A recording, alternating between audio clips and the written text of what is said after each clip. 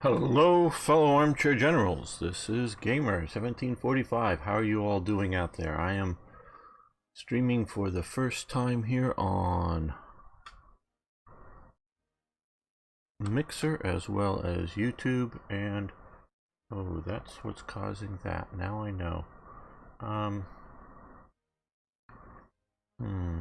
That is not the best solution for me.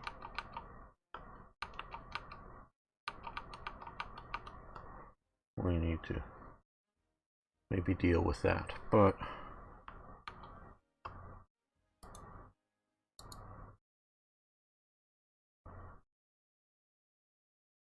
right. Okay. Still figuring all this out.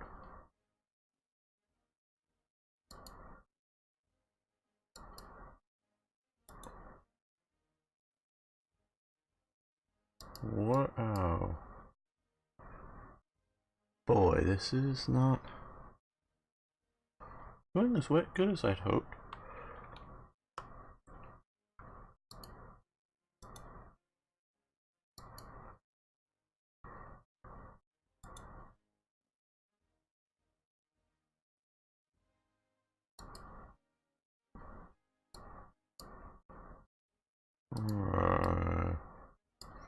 Yes, you're seeing this. Sorry for the rough start to all of this.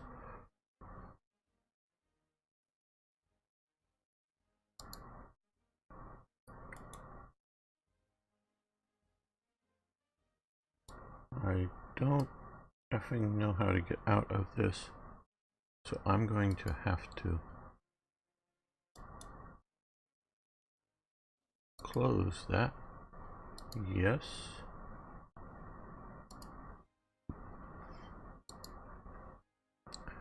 And we'll need to figure something out in future to do that better.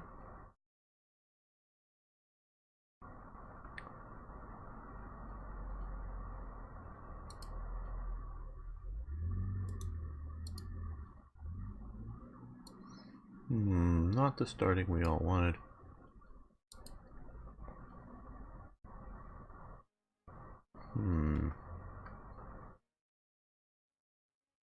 That isn't working well. Okay. Well, that really sort of sucks, I think. Okay.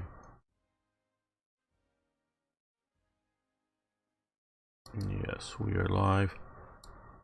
I don't know that anything has really come of this yet. Okay, well, let's get on to some Kaiserreich here.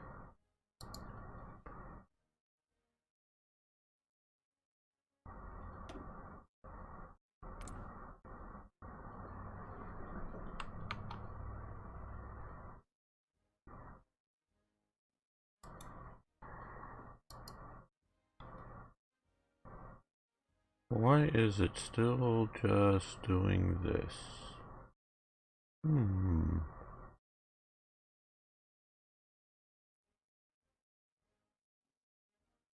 Ah.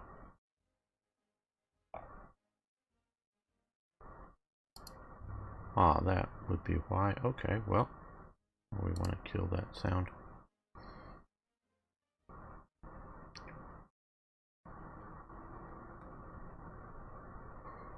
Okay, well,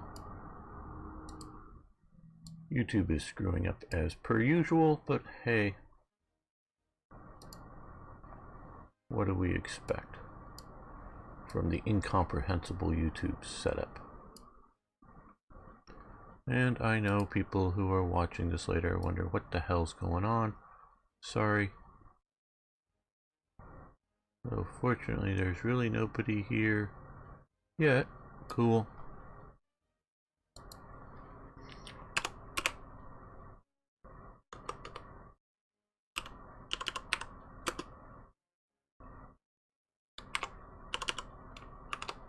Let's see if that works. That didn't seem to work for YouTube. And good morning, Arno. Ah, good. Trying to figure all this out.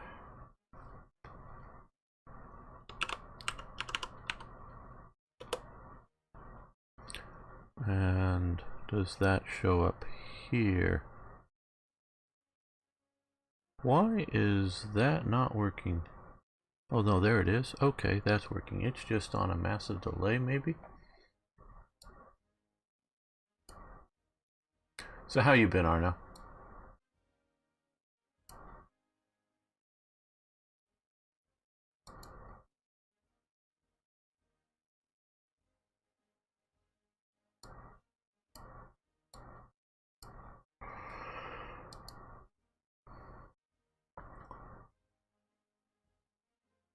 I've been good.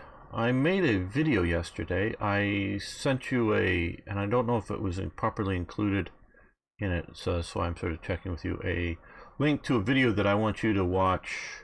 I sent it to you on Steam chat. I want you to watch just sometime. It's a, I think, 4-minute video. Just want to know your thoughts on whether I should release it or not, and that kind of thing. So if you would like to review that at some point, that'd be cool.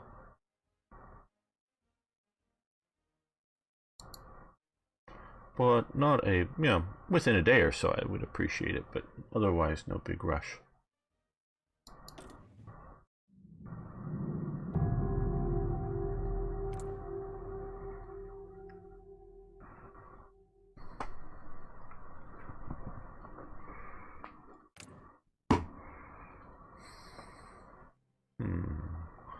Let's do some looking before we start recording. Okay, we need more tanks. We're down 1,000 light tanks. We're down 800 anti-tank guns, though I don't think we're facing many tanks, so that isn't a huge problem. Thanks for hosting, of course, Arno.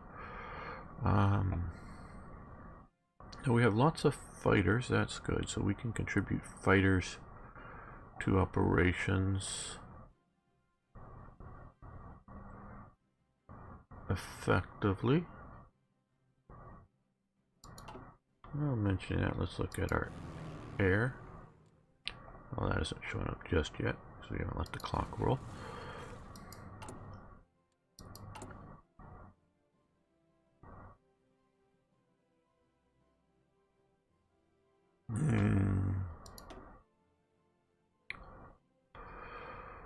We are running slowly out of factory slots. We still have many more to go, but still.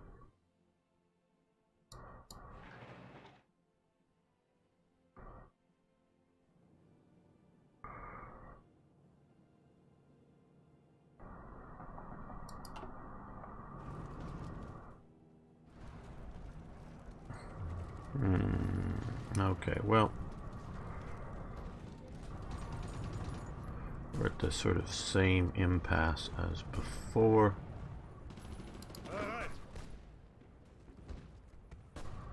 Let's march you guys up to there. You to there.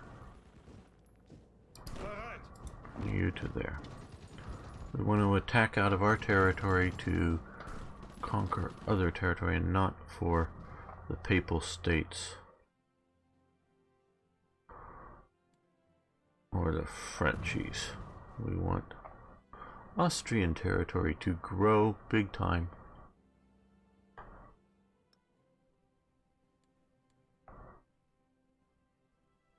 Now out here we have done some adventuresome moves. Okay, that's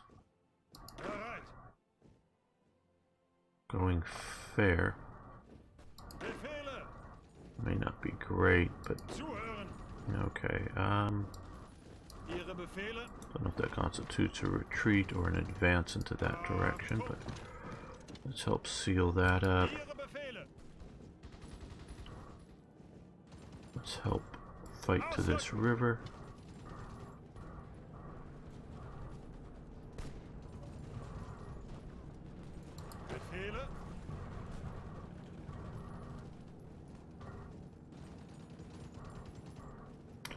we'll just hold there. Now here. Oh,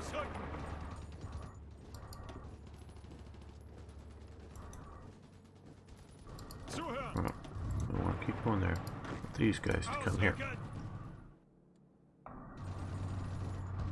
And they need to reorganize.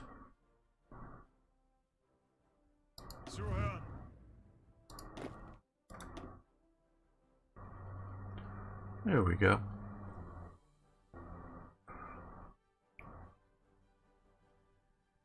Now,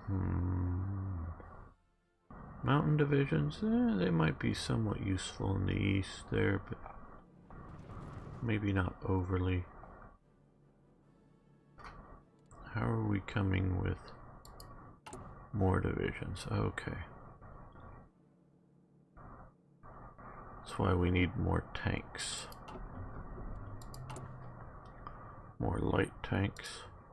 When the factories become available, we also need more steel, more tungsten, and even more rubber, but we're going to mainly focus on... Okay, Ukraine, since we're fighting in your territory, you give us some steel. Ah. Thanks, Arno. I really do appreciate that backup look at things. Obviously it's... I mean... It's something of a controversial video, but I don't think it all, and my views, I don't think are hateful or nasty, or I don't know how you want to say that, those kind of views. They disagree with popular opinions, but I am not trying to, you know, quote unquote, hate speech or hate thought or whatever. Okay, now let's look at the Navy before we get going with the actual stream. Hey James, how you doing? No, we haven't even started making an episode yet. I am just sort of tinkering around here with the start. I'm sort of chatting with Arno here a bit.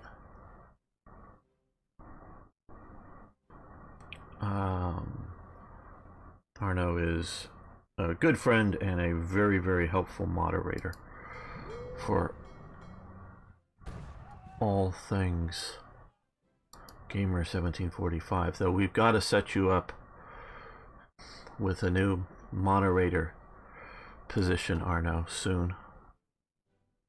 So that's something that's going to be coming. Okay, that's big fleet, lots of destroyers, good.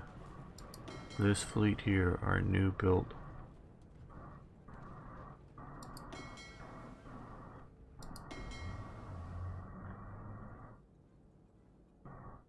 Okay, do they have any, no, it doesn't look like, oh, they're on hold?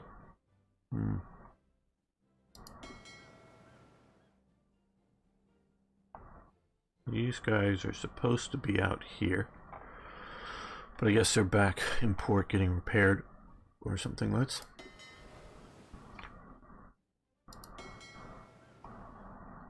see about merging those two fleets, and then convoy raid here. There we go.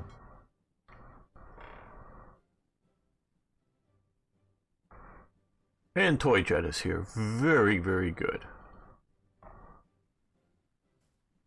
And do advise me if you think I'm doing something really bad.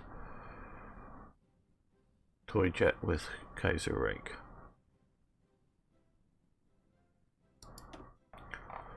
I want to put together some more.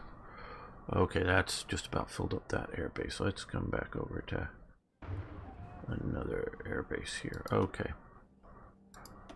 We do have a fair amount of fighters, so let's create that fighter squadron. Oh, this another airbase here, good. That fighter squadron.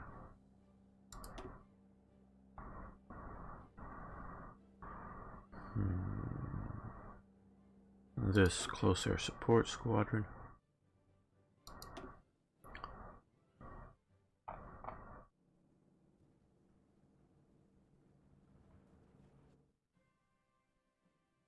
These guys all operating. Yes, it looks like they're operating in the Po region. Very good. Some out at sea, some in southern France helping out there.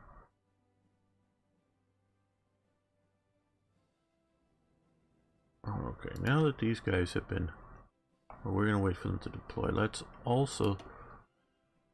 I think we have... Well... Where? Yeah, let's... do a 50 strong tactical bomber squadron, we'll call it. Obviously they're larger than squadron, they're sort of afloat. Okay, that's good.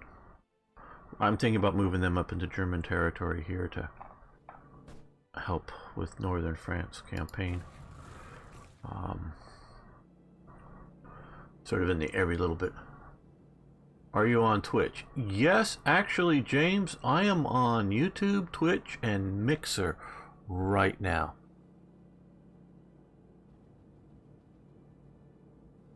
Still no snow.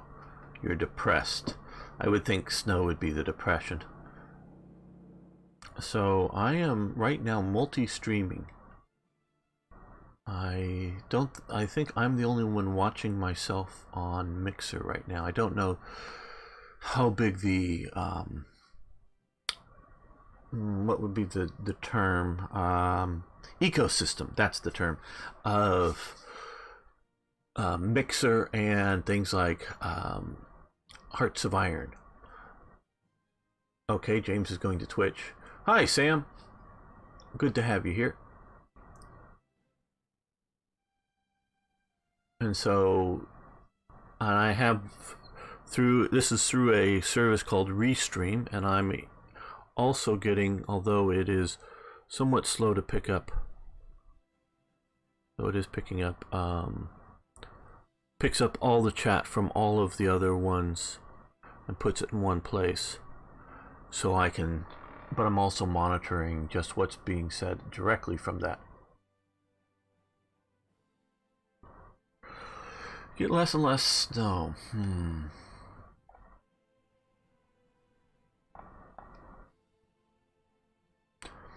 Okay. But I think global warming's a good thing. I'd rather be warm than cold.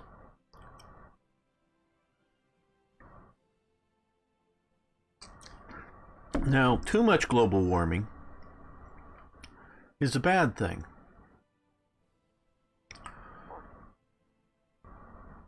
We know, and I know I've gone over this and some of you have heard this before, but we know that in northern England, not Scotland, but northern England, they used to grow good grapes for wine, and you need rather sunny, rather warm environment to do that effectively in. You can't do that today, to the best of my knowledge, outside of greenhouses. I'm not saying grapes can't grow, but they don't grow well. And so in the high Middle Ages, in the warm period there, and it got colder in Britain, I know, in sort of the Renaissance. And partly I know this through change of clothing and such. So, hello, Thor. I'm guessing... What so is that? Watson? James Watson transferring over to Twitch? Cool. Oh, you get better stream on this. So, okay, yes. Yeah, and I know some people, like Azads, gets better stream on YouTube where he is. So I think it's a variable. Twitch is really good in the US. Outside of the US, it sometimes starts falling down in other regions. They don't have as many edge servers, as they're called, sort of local area servers. So I know it was warmer in the high Middle Ages. I know it was colder in the Dark Ages before it. it gets colder in the Renaissance, and this is where we have a lot more evidence of it being colder, including a change of clothing.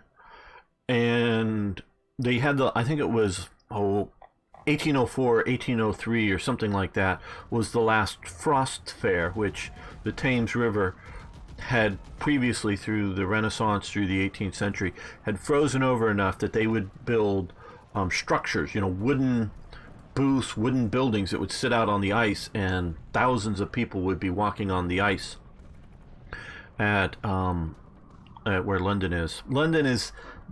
It's still tidal in London, meaning the tides come in and out, so the river will come up and down based on tides and not just on the flow, of water coming down the river system. But it's sort of at the end of the tidal region there. That's sort of why London is where it is. Sort of the first reliable crossing point for early man there. That's why London is situated where it was. So it used to freeze up enough that you would be able to do this frost fair. And I'm not saying in this year, I don't know, there may have been some ice on the Thames, but it's not been that you can just walk back and forth reliably, thickly on that ice. Since, like I say, about 1804. Well, man's industrial output, which an industry was really just starting in Britain, hadn't really yet come to Germany or France yet, the Industrial Revolution. Globally, there isn't that much warming going on due to man. I mean, there may be fires, all the heating fires in London, locally warming it up a few degrees. I'm not going to argue that man doesn't affect the environment, but globally, no, not at all. So we know things have been warming up since then. And so I don't believe in any significant man-caused global warming. That doesn't mean I don't believe that there's global warming. One of the theories I was been watching, a favorite show of mine is, I don't think they make it anymore, but it's Time Team. It's a British archaeological show there, and looking at some episodes talking about Doggerland out here that used to be above the water. The sea levels were lower, and that's because there had been a much major ice age, not a little mini ice age, that pulled up a lot of ice up over North America, I know, and maybe other locations. And so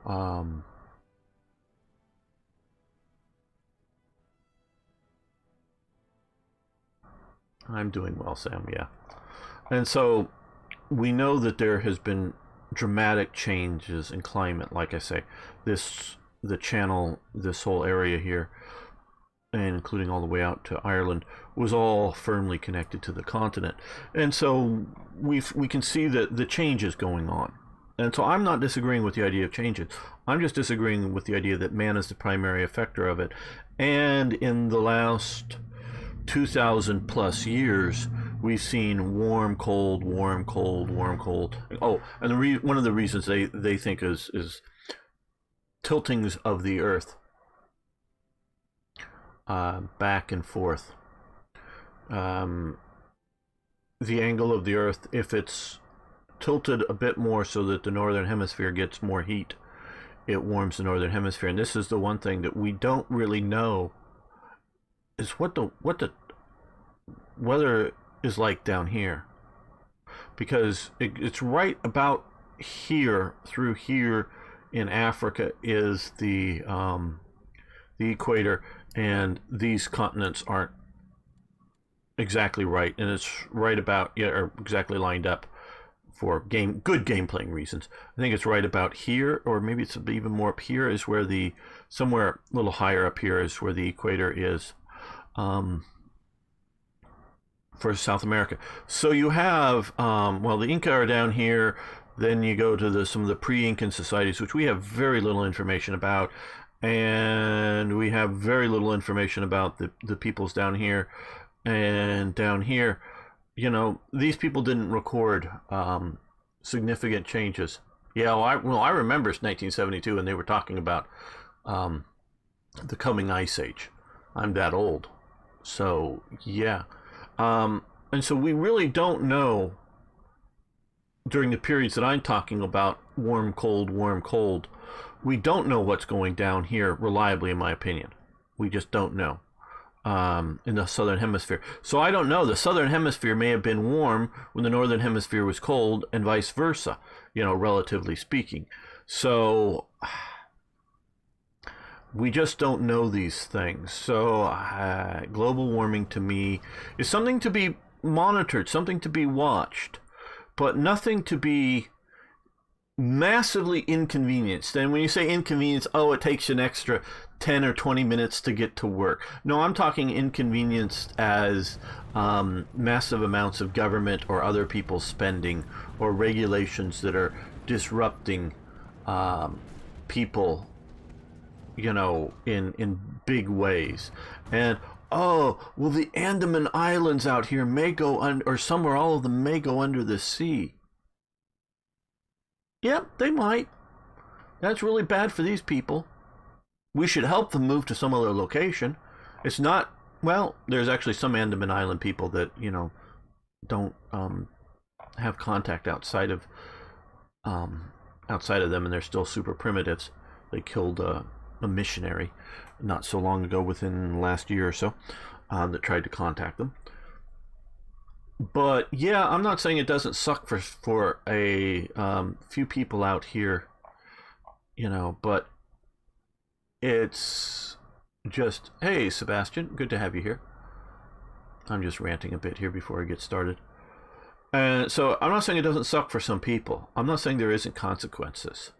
But my understanding, having it a bit warmer, just a bit warmer, a degree or two on average, will mean a lot more areas on the planet that can produce food.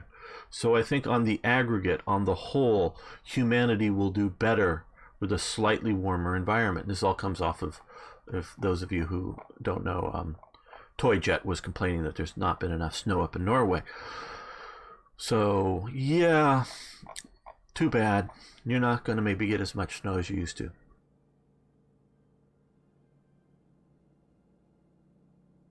Yeah, well,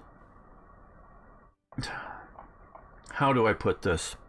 Like I say, there's one or two primitive tribes that basically don't have contact with outside peoples, and they probably don't have immunity to things like colds or the flu. The influenza that killed most, or big chunks of Europe and big chunks of America just after World War One. So we're talking 100 years ago approximately. Almost exactly 100 years ago, that thing. We still have those strains of influenza or mutations on it. They're just not killing so many people because the survivors have built up an immunity to it, a natural immunity. We still catch the flu, but it isn't a deadly disease unless we're already weak, or we have a malnutrition diet or some such thing. We just get the flu, we just get sick, stay out from work or school for a few days. And, unless you're elderly or you're really young, that's why in America at least we have flu shots and things like that. These people might just be killed by the common cold, some of them, because they are literally that much. And you would have to literally come in as sort of a non-lethal military operation to sort of snatch them up, because you're just some strange space alien invader coming into them. They don't know that they don't speak a language that is commonly comprehensible to a lot of us out here. So we can't just always pick these people up and have them buy some, land because there's nice hills down here in Sumatra, or some other place. And they do have their own culture and their own way of life, those that are more contacted and dealing with the rest of the people. And that will be lost as you put them into a larger society. It just will. So yeah, there might be some benefit because living in a primitive state, if that's the only state you know, you want to continue it. But I don't know whether it's more moral to. Now, the disease thing, can we inoculate them? Can we get them through the survival to build up for a few generations to build up immunities? Maybe. That is a real issue for isolated peoples like that. Beyond that, I don't think it's right, proper, and just to, this is sort of the do-gooding aspect of the English Empire that I guess I've inherited from that, to just leave these people in a state of ignorance. Now, people talk, oh, but the tribes of the Amazon, and we want to protect it. Well, yeah, okay, the tribes of the Amazon, they're really interesting cultural relics. And these people, obviously there's a lot of poor people in Brazil. We're not going to change that readily because that's Brazil and Brazil's job to deal with that. But those that have contact with their outside world, they can choose what way do they live. And I've done some living history reenactments in the past, haven't in many years. And I definitely knew people that if it was a little bit more practical, they would choose, whether, I don't know for the whole of their lives, but would choose to live in a full-time living history encampment and live as their ancestors did in a, like in America you have Jamestown, which is, I don't think most of the people that work there actually live in the, the buildings. They go home at night to their, their regular home with televisions and indoor plumbing and whatnot. But I've known people that would, at least for a summer, a year, a few years, want to live in a, 18th century, 17th century, whatever styles of modes of living. And if it's by your choice to live that way, more the power to you. I'm really happy to have you go do that. But yeah, that's up to. Yeah, Sam is right. The plague is still knocking around. It's just easy to combat. Our ancestors have survived it. We have various inoculations for it, and the most recent outbreak of the plague is very, very close to where I am in Los Angeles. So I'm a little worried about that, but it just we have in LA a 50,000 plus population of homeless here, and they are mostly mentally ill and drug addict cases that probably should be treated as opposed to left untreated.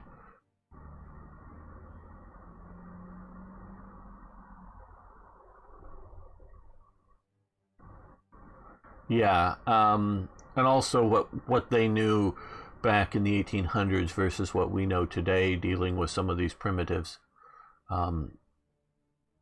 is different. Now, the Commonwealth of America did. I don't know who is the political leaders of Elizabeth Gurley Flynn, I guess, is the current leader of the Commonwealth in this version of Kaiserreich / current victor in at least most of America, and she is definitely Socialist Party, syndicalist aligned. Still have the New England types that are aligned with Canada. Okay, well, we're going to make an episode here. So we're getting off that topic. No, the syndicalist central. Yeah. Oh, yeah. I played America in one abortive campaign and don't know all the details, and I do know they are continuing to develop everything since I last played. Okay, let's start this. Welcome back, fellow armchair generals. This is Gamer 1745 here with my continuing playthrough of Kaiserreich on the Hearts of Iron 4 engine. And, well, before we get started, a couple of things. One, if you haven't already, please, of course, subscribe to the channel. Love to hear your comments. You can like the videos as well. But the real thing I'm sort of bringing up is I'm going to be streaming more and more live on through multiple platforms. So you very well may see this on YouTube as a bigger live stream chunk, but it has come to my observations that if I release something that is 3 hours long, a bunch of people may click on it and for the first few minutes of it, but then leave. And so I'm going to still record these as independent episodes and put them up. And so you may, whether you joined me live, hooray for all of you that are here, and those that, if you want to, you can of course check out and see. It's going to be the same thing, though the quality that I recorded at and later uploaded is better than the quality of the broadcast. So, but you may have already seen some of this. That's fine. Just you can consume it how you wish, whether as a big chunk, watching later on, watching live or watching later on the thing as a big broadcast, or on the individual episodes. So just be forewarned of that. And Sam is saying, I think it's purposeful, like how the Northern Socialists are known as the CSA. Yeah.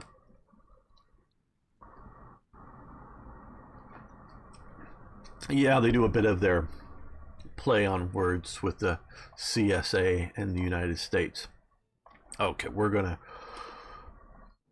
continue forward. We want to, again, those who have not been following closely along, we've been helping the Papal States out, and they've been getting more of the territory. I want the territory for Austria, trying to make a little better assurances that Austria gets some of this territory. Now, we've also off forehand. Okay, they're all standing by. Good. Can we come up to here? No, we're going to. No, we want to come over to diplomacy. Germany.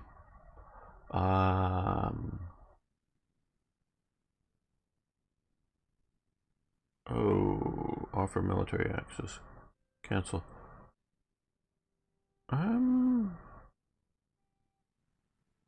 guess they're not going to let us. Oh no, we do cancel our military access.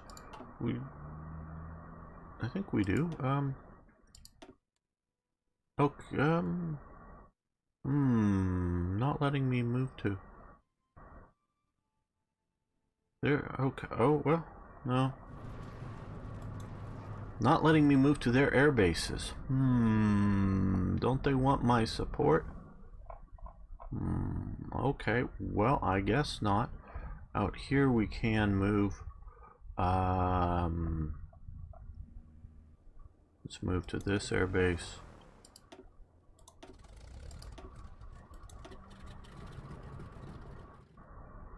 And down here, the one standing by. Let's move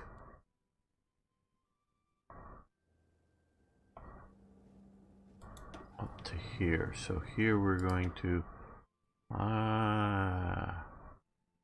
over Poland, I guess. Go after fighters and bombers. These guys, which are already up here. Let's see. Let's put them out over the Ukraine.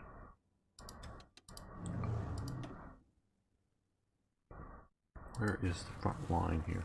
Oh, wait a minute. We're way back here. Oh, we're supposed to. Oh, man. I'm messing this up entirely, aren't I?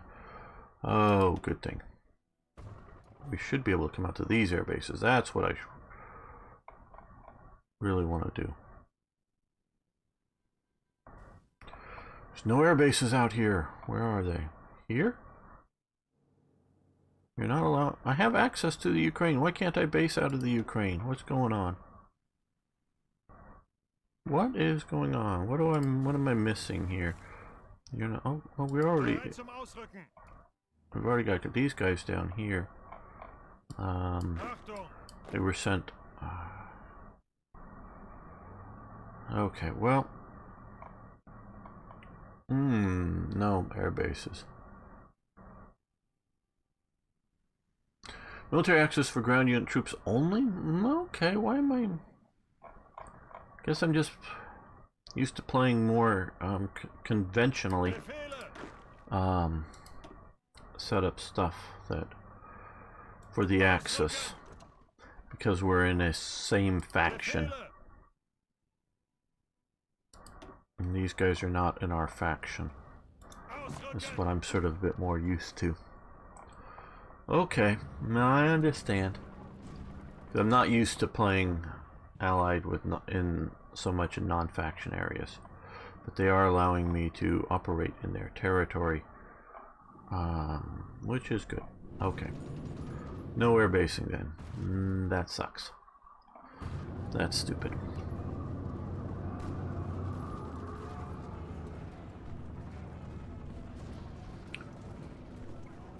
And hello, Mr. Cynical.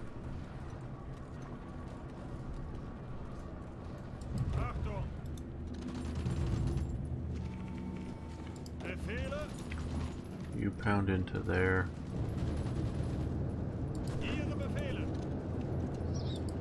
Come on, guys, we should...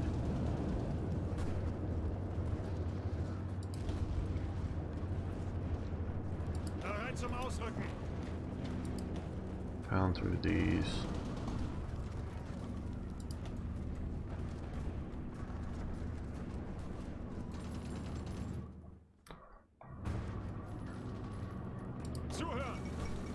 The fall of Petrograd.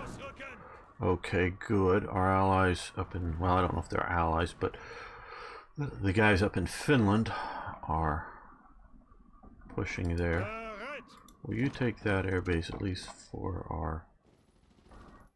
Okay. You guys move to here.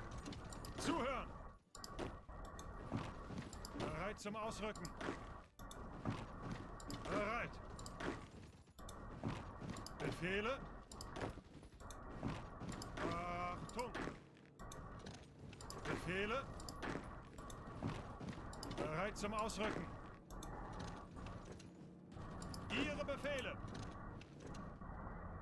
There we go. And you can start coming back this way. Just sort of looping around, so even if you get cut off in the rear, you're heading back towards friendly territory. Okay.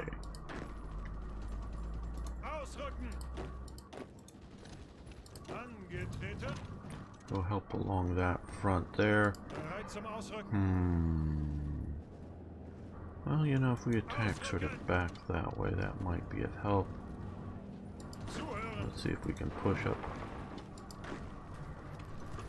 to the river there from the two directions. Maybe the Ukrainians will come into the action. And you can join that attack there.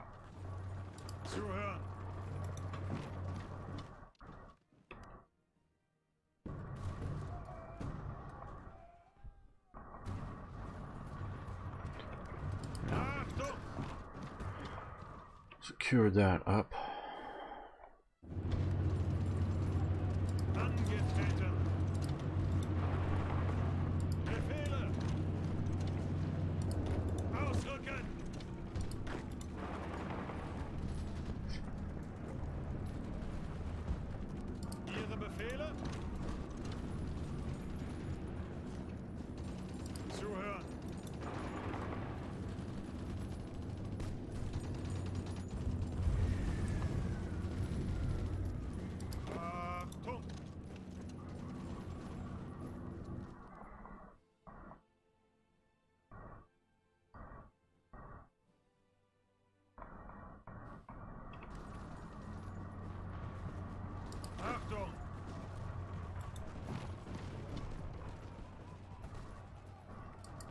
Männer.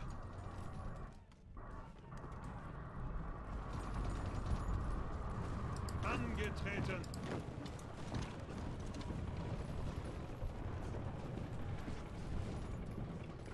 Angetreten.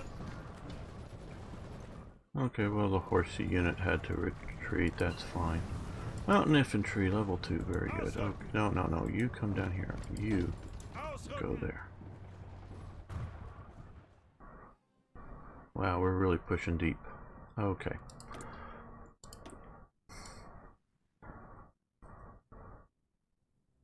That's the one we just got. We are in 42. We can do more advanced rifles. But let's look around here. Okay, we've gotten through some of this stuff. Yeah, better oil processing would be nice. So we will do that. We are still a bit constrained by our oil needs, including import of oil.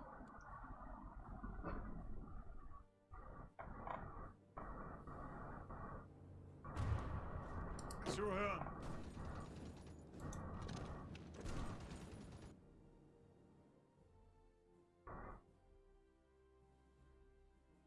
Bereit zum Ausrücken. You're going down to there, you go to there.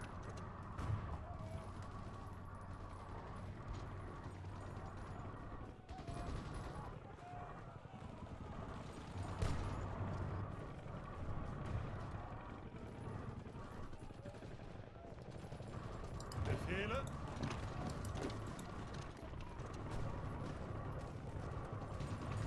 Achtung! Bereit zum Ausrücken. Circle around that way.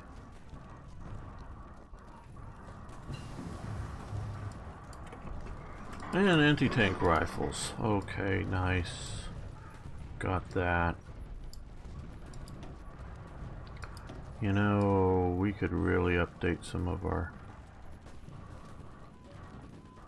including light tanks. We have medium tanks in production.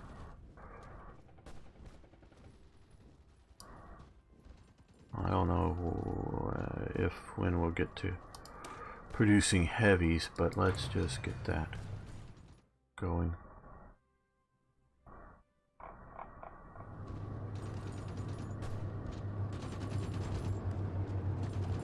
Okay, come on guys. No one said take a break. I know I'm not drawing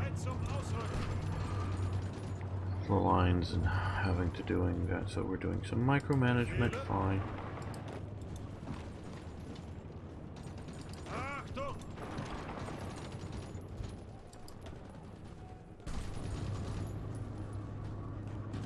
Well, we have 40 reserve divisions. Put more divisions into the front line. I don't care. Just do it, guys.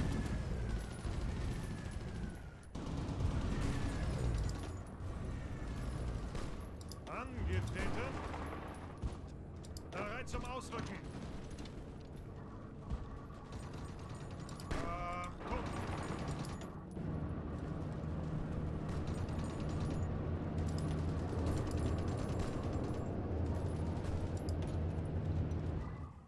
We need to break that stalemate there. Okay, very good. Bereit. Yeah, you can come that way. Ihre Let's see if you Befehle. cut off them. If that'll be useful. Ihre Befehle. Angetreten. Angetreten. You support that attack. And we have free military factories. Very good. Well, I think, well, anti-tank is needed too, but I think tanks is where we want to continue to focus our production. How many medium tanks? Okay, oh, 500. Not a terribly great number. Yeah, I know about the planning bonuses. That I have mixed feelings on all of that. Let's go with a +5 here. There to try to get our tanks up and going, and we need to trade for more steel.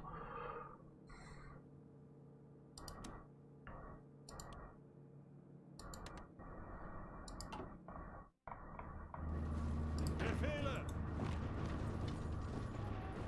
Befehle!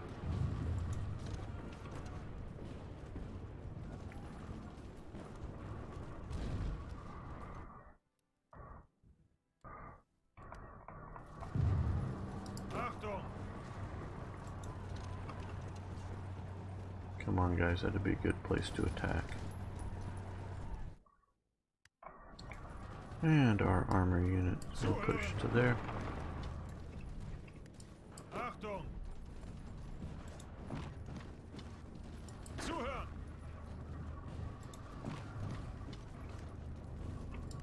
Angetreten! Continue to try to push along the river.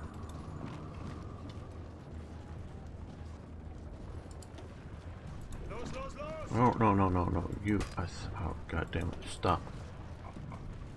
Weiter, weiter! You go Ausrücken! that way. I thought I got you selected. I guess I didn't Ihre Befehle! well enough, but Befehle! you guys to there. Achtung! Ausrücken! Ihre Befehle! 2 of you. 1, Ausrücken! 2 go Ausrücken! that way. The other 2, now let's fight across the river.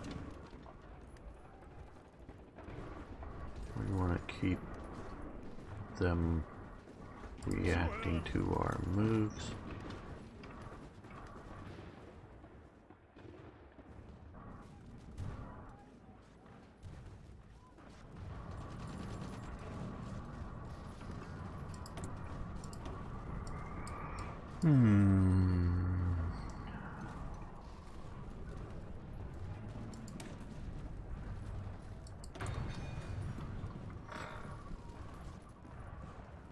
Yeah, it's sort of the gaminess of the planning bonuses. Plus, it's for what we're facing here. It's a twofold thing. It's the gaminess of the planning bonuses. Why I generally don't use it, because I'm micromanaging things and trying to micromanage. Because you can do the planning bonuses and then go in and micromanage. I think that's sort of gamey. The other thing is we could sit here for a while and get our planning bonuses up and then attack. But I'm really wanting to push in and keep pushing here and not let them have a break, as it were. Okay. Well, we have air superiority. Okay, now my unuseful of sending stuff out that way, we're going to change that and come here. Where do we have a nice big air base that can take all of our people there, all of our aircraft, all of these guys here. You come to, there's an air base right in here, isn't there? Here, okay, yeah, that should be able to hold them all effectively. At least our Air Force will be able to help out.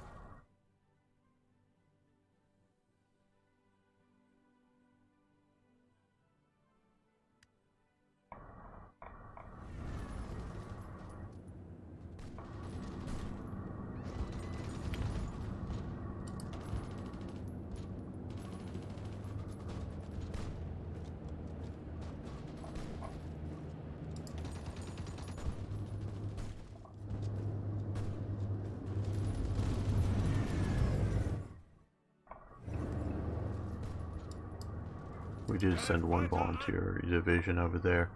Okay, now are we here yet? Are we here? Yes, we have the standing bys. Okay, yeah. Po region. Po region. And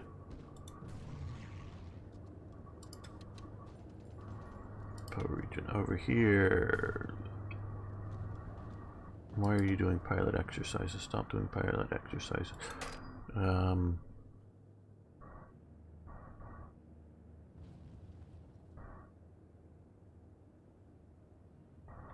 we have this assigned to somebody? I don't want to do pilot exercises.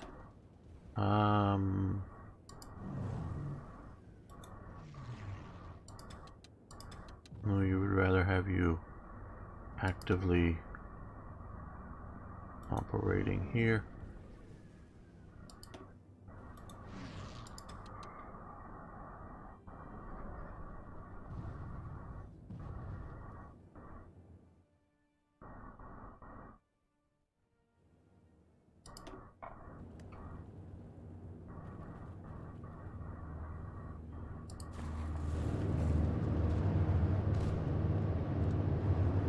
Bereit zum Ausrücken.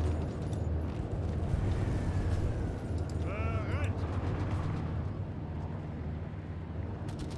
So we're facing, well, these aren't forts, these are the mountains that we're facing here as much as anything else. Here we do have fortification levels, plus city is really making it hard to get through. Which it should make it hard to get through, but it's just a pain in the ass.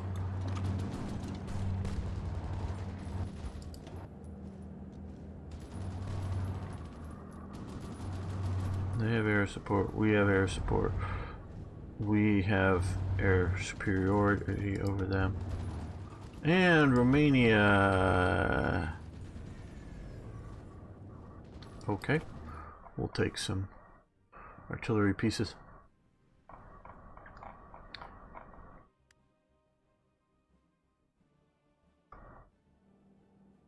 Now, back to where we can at least move the front more. Okay, you guys attack there, you attack here. You attack here. You push there. We don't want this front line to just stabilize. Keep trying to find places that either we can win on our own, or we will hopefully encourage pushing by our Ukrainian friends. Yeah, you two divisions go to there. You go to here. You push up this way. You again push along there. It didn't work last time, but that doesn't mean you won't work next time.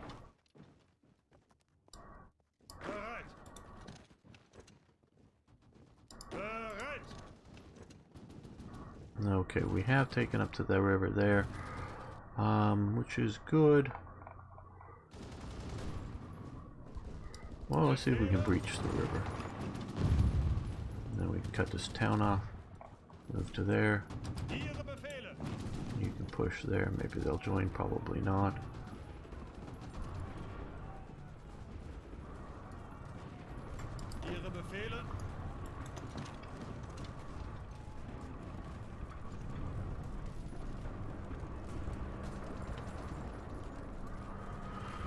Not all attacks are meant to be successes, but they are meant to influence the outcome of other attacks. Befehle? Ihre Befehle!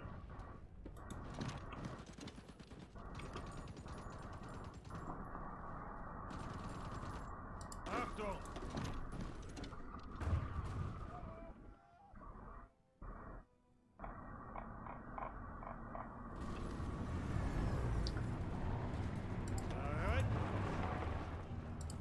Ausrücken! Ausrücken!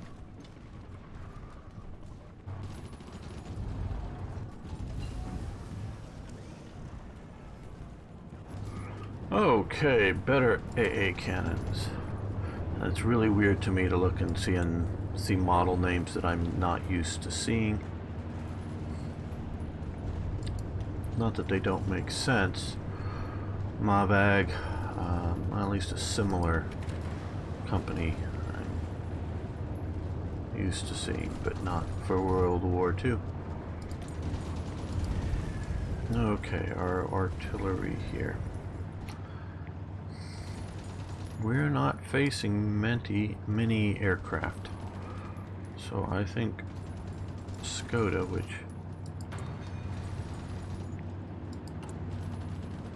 is where we should do. Okay, infantry equipment, 25,000. We still need. Okay, I think we will put back into training a few more divisions. That's maybe more than we wanted to do. I don't know. I'll put you here.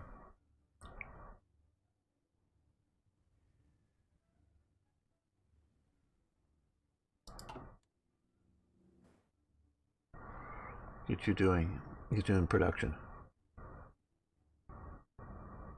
Only works against CSA anyways.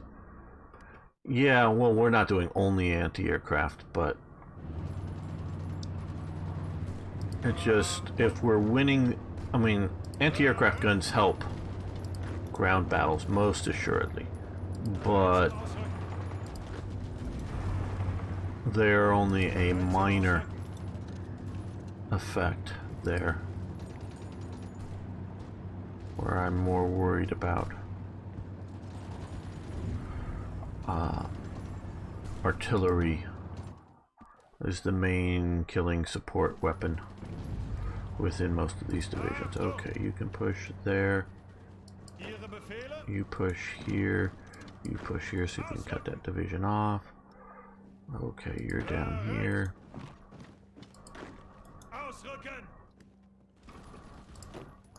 You support that attack. You push there, you push along the border here, just to get them sort of spread out so they can't concentrate effectively. Help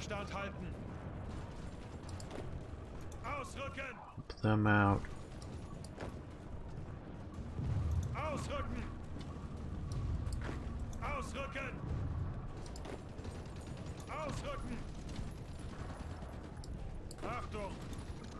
You again attack there. Come on.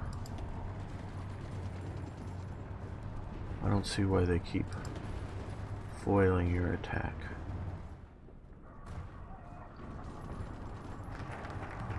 Okay, we have the new KUK army. Yay, that was that one.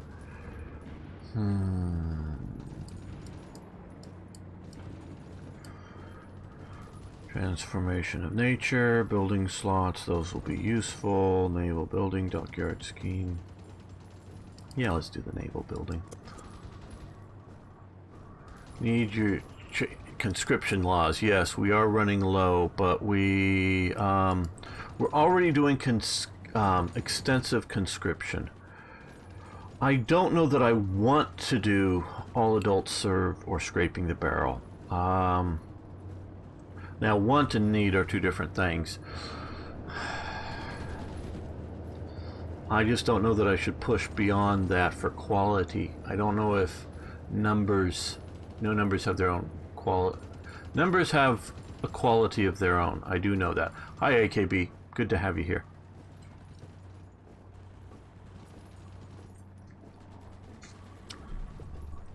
So I am aware of the low numbers. Over 500,000, I'm not at all worried, but we are sort of low, and my repeated head-on attacks into the enemy is not helping anything, and I do realize that. I'm just, oh, why did you guys effing stop your attack? We didn't give permission to stop the attack. I understand divisions retreat because of getting out of organization. Do we need a better general here? We have 26 divisions in reserve.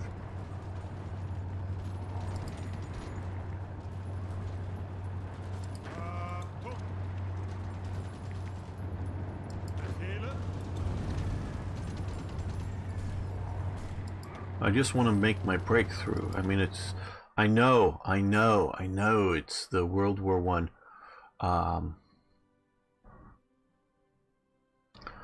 fallacy of just one more push and we'll get the breakthrough. Just one more push and we'll break through the enemy's lines. I do know that, but that's what I want. I want to have what happened down here when we broke out and through and we got everything. Okay, well, we made it through to there and you're pushing there. That's good.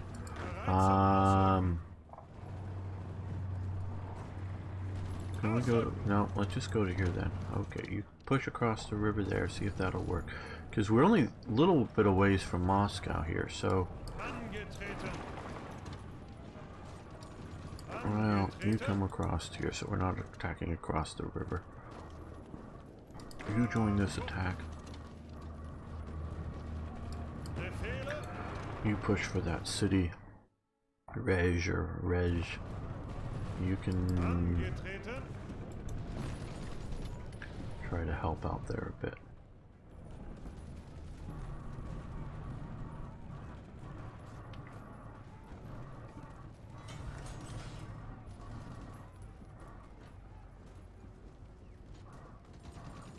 And yes, we're burning down, and I'm going to go +1, so we're only doing these 4 divisions once they're trained up.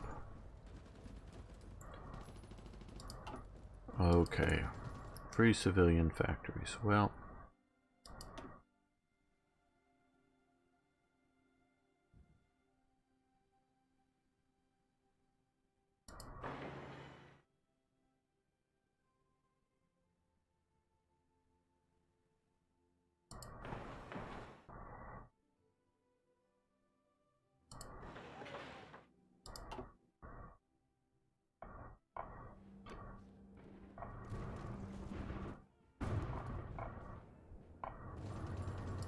oh good, you made that. Very nice. See if you can... And you guys come here. Oh, not fast enough to pocket whoever's was there.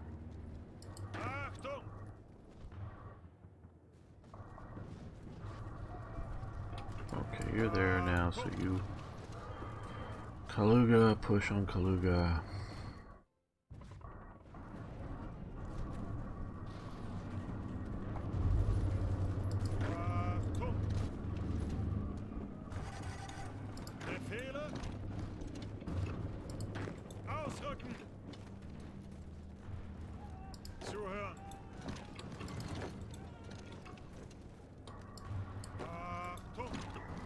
You can all push there. If we can cut off Astrakhan and take it.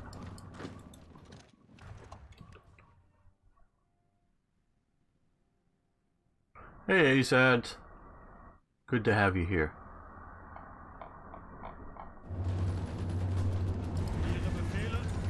How do we get more manpower without scraping the bottom of the barrel?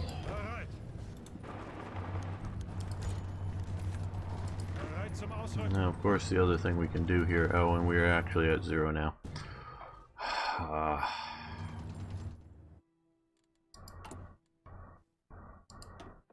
Okay, so just quality goes... Recruitable population does go up.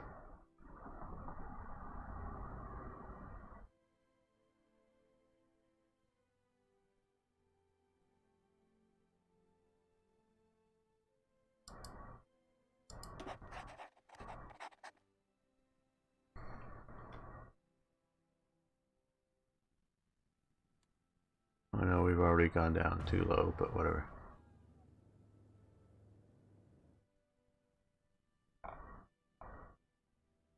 Yeah, it'll go up gradually. Oh, I know.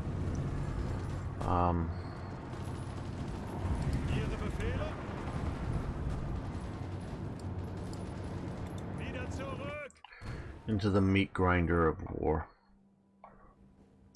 Oh, and I would do things different if it was real life.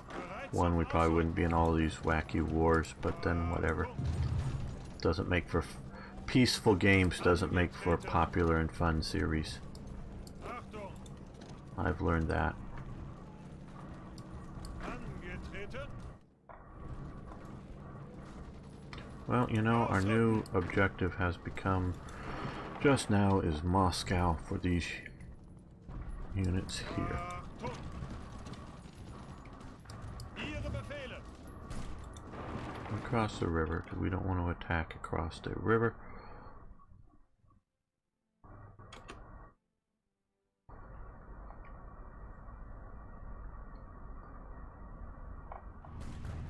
Bereit.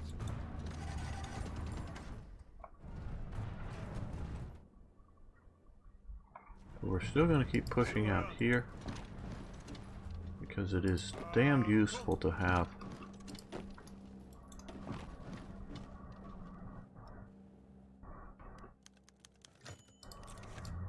the enemy. Bereit. Oh, no. Doesn't seem to always grab what I want to do, and I don't realize it.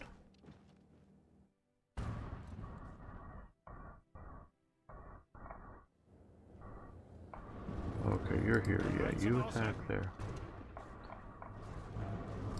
Ihre Befehle. You guys push Ausrücken. this way, north of this river. Hopefully you can do so effectively.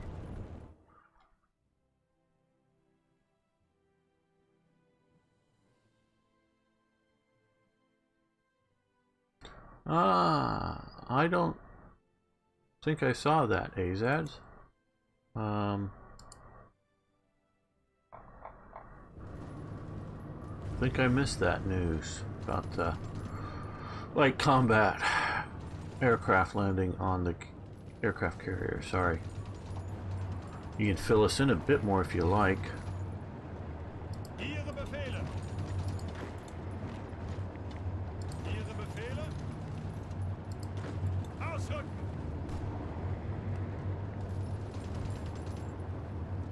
Befehle.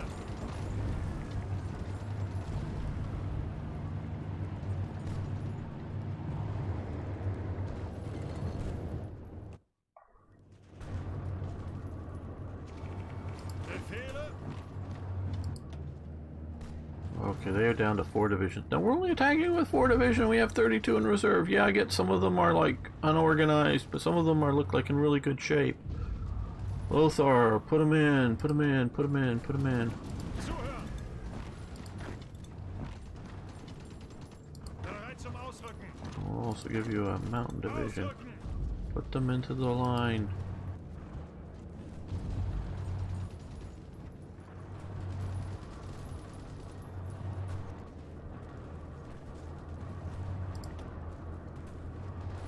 Ihre Befehle. Ausrücken.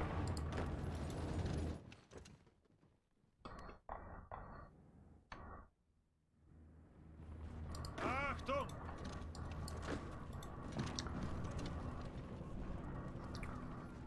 Okay, you're across the river. You go to that empty bunker.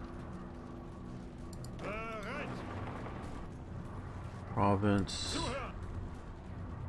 You attack there again. I know you haven't been winning. That isn't the point. The point is to distract them. You Angetreten. 3 attack to there. All 5 of you, I guess, attack to there. Achtung. Ausrücken.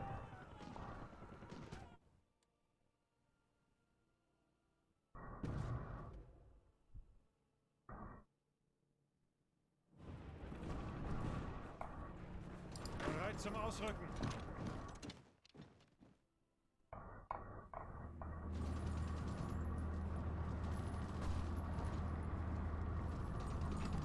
Zuhören. You counterattack there.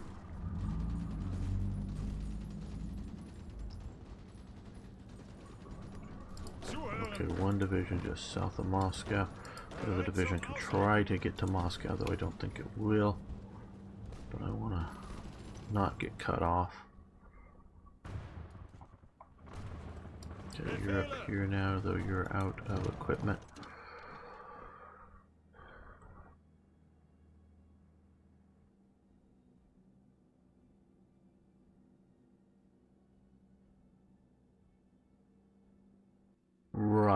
Okay, cool, AZs. Didn't know you guys were without a chief of staff there.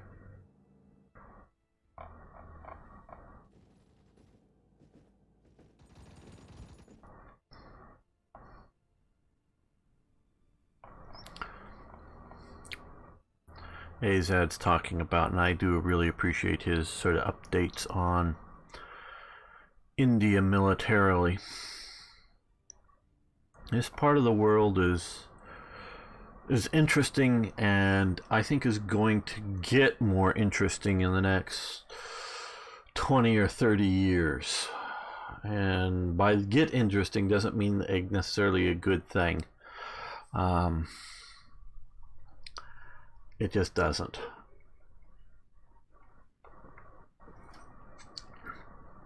Boring is good. Interesting is bad. But of course, we like to, we don't study the Great World, the Second Great World Peace. We study the Second Great World War. So we study the interesting times.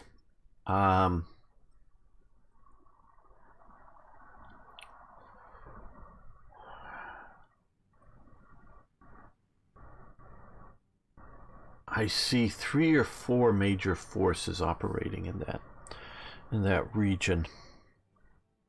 One, the force of Islam. And it's not just the Pakistan, India, if you will, border conflicts, which are mostly over Kashmir, is my understanding right now, the disputed zones. But it's more than just that, because I'm not just looking at India. I'm looking at, this sort of region. But I see Islam as one of the forces. I see Chinese communist growth. And no, I don't see China wanting to conquer India. I don't think they'd want the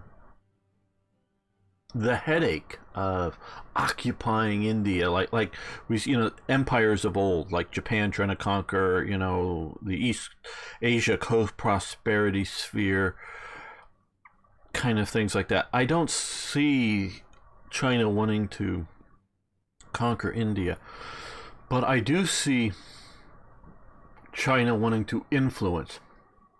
I think Xi Jinping recently, last few days, visited Burma. We're still calling it Burma. Yeah, Myanmar, or whatever the hell the official thing is. But visited down there.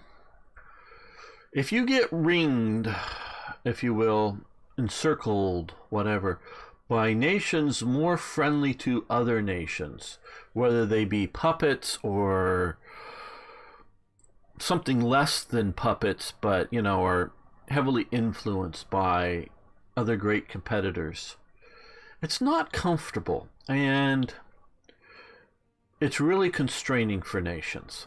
So I see China as being the other major influence, though I also see people or countries like Malaya, or Malaysia now, but the Malaya Peninsula, and others that are sort of like throwing off the Belt and Road and not going down that path. Maybe we should study the boring times more. Well, we should study the boring times in the understanding of why things become interesting. What do they do wrong in the boring times that encourages the interesting times? And I guess that's sort of what I'm talking about now. And we're going to end this episode while I talk on about other things. This episode of Kaiserreich, we will be continuing the live stream, and we'll be recording a new episode very shortly. But if you haven't already, you can like the videos. If you're watching this on YouTube later, you can go back and check the live stream if you want to get what I'm going to be saying on from here. It will be there. You can just fast forward to the right spots. But I don't want to bore all of you who are just here for the Kaiserreich. So see you next time for more Hearts of Iron. Okay, yeah, like I said, we're not changing out the hey gamer, I'll have to shovel and drive snow up to the eyeballs way back soon. I'll be back soon. Okay, have fun, James. Have fun digging. Okay. So you have the force of China in the region. Like I was saying, some nations are rejecting Belt and Road and pushing back against China, and particularly too that one it seemed for a while that the Philippines were going to go down the pro-China path, but I think they're pulling back from it, and definitely Vietnam is in the anti-China camp. So you have the force of China. Then, of course, you have the major player of India, and you know, we're sort of focusing on India. India as a major player here. And then I see the other major influencing force as being Russia in the region. Because as we can see sort of from here, Russia's not that far off from India, depending on how you're drawing the borders. I mean, they don't have any contiguous land situations, because obviously you also have Pakistan here, you know, but they're influencing stuff in the regions for a long time as well. And so I see that as an interesting mix. And sometimes I see, excuse me, a little bit of hiccups here, Russia influencing things like Iran.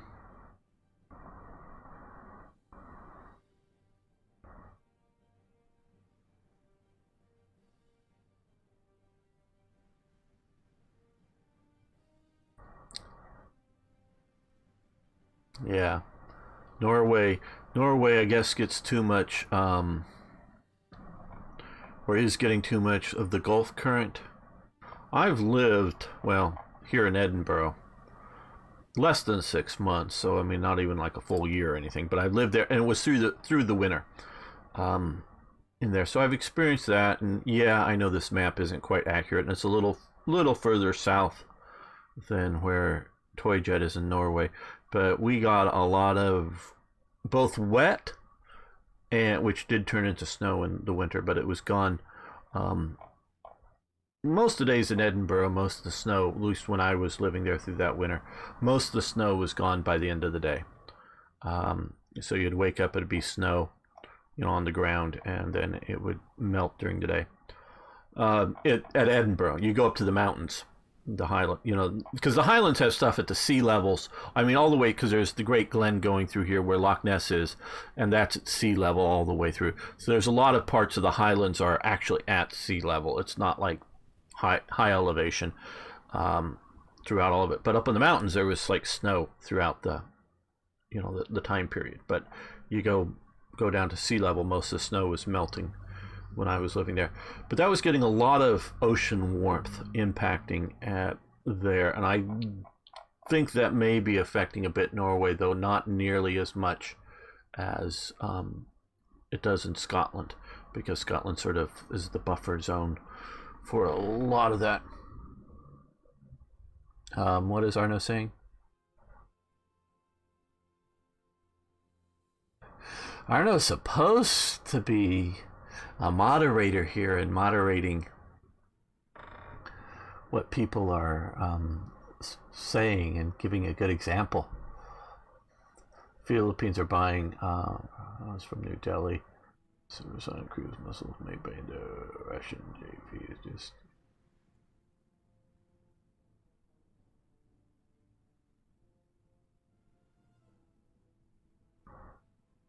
right. And so, and it's not just the weapons, but yeah, it's also politically aligned for the Philippines.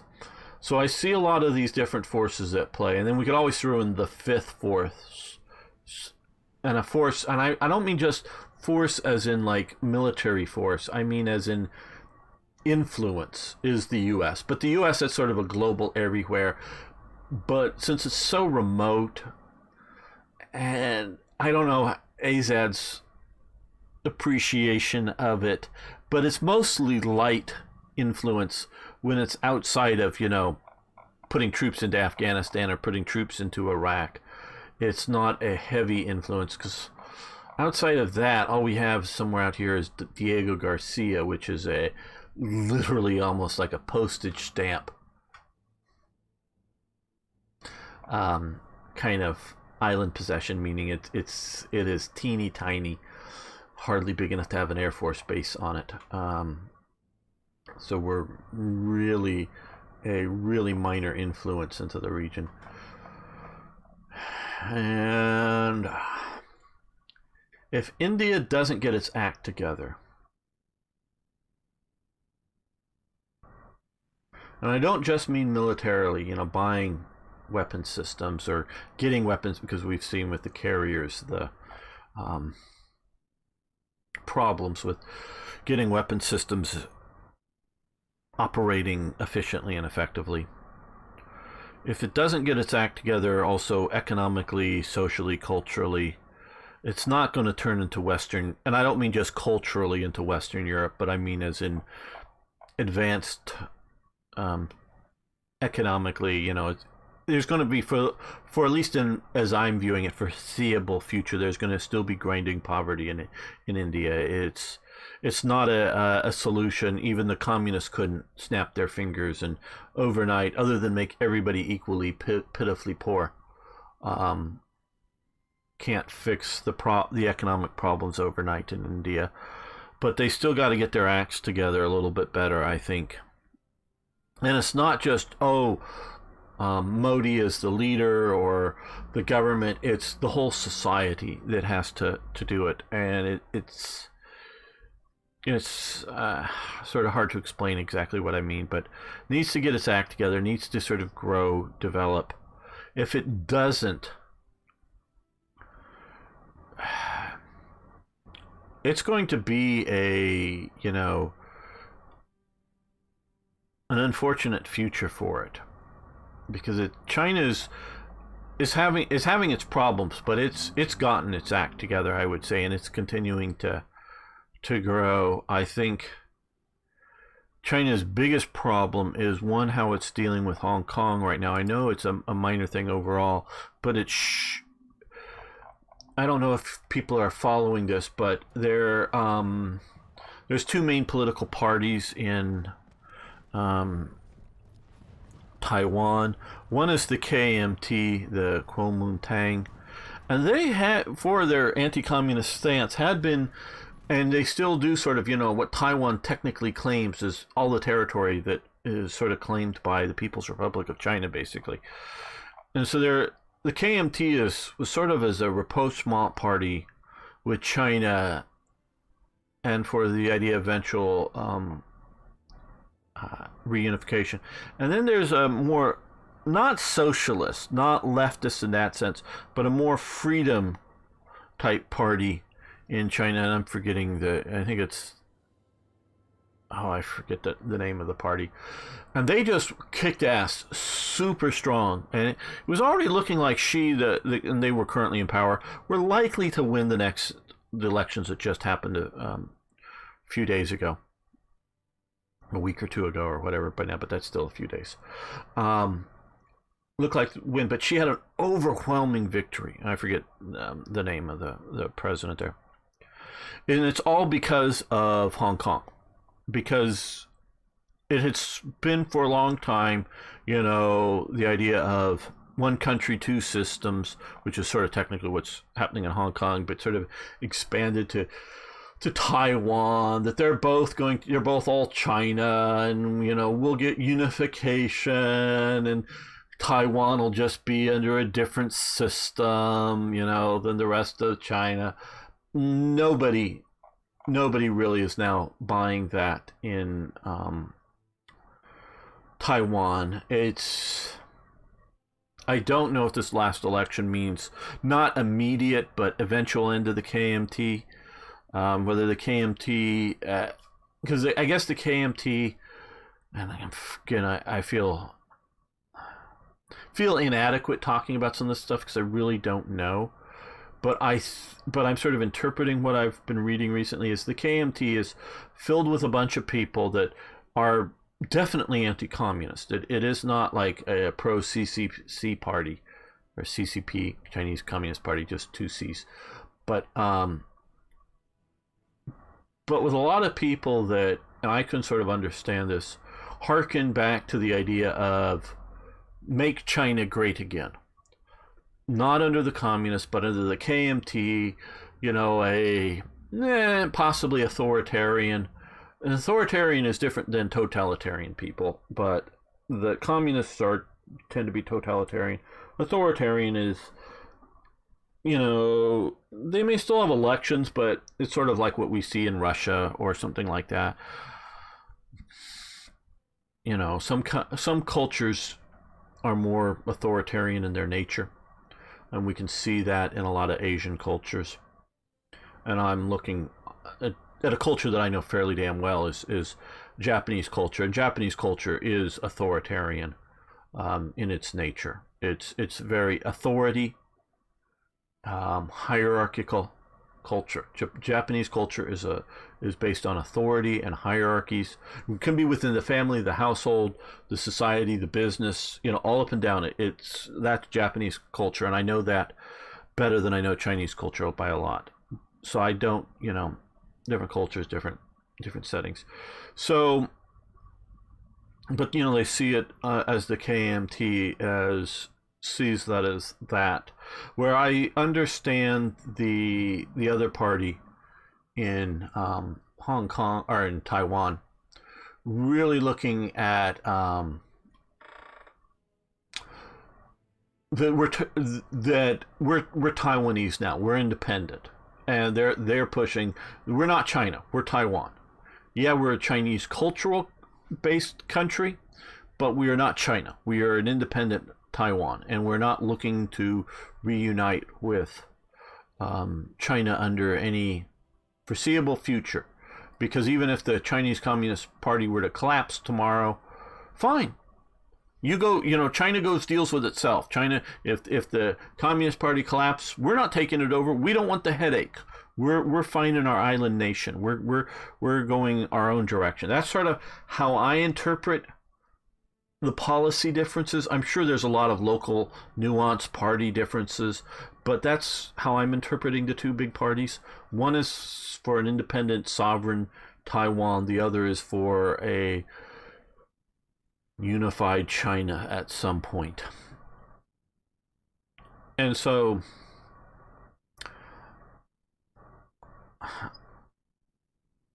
because of what's happened in Hong Kong, that's really made them wake up. But that is also making people like the Philippines, Vietnam's already been there, but even more so, and other Belt and Road countries realizing, China, even though, I would say Singapore is sort of on the secret hit list of communist China, of wanting to take it over and being a Chinese outpost colony at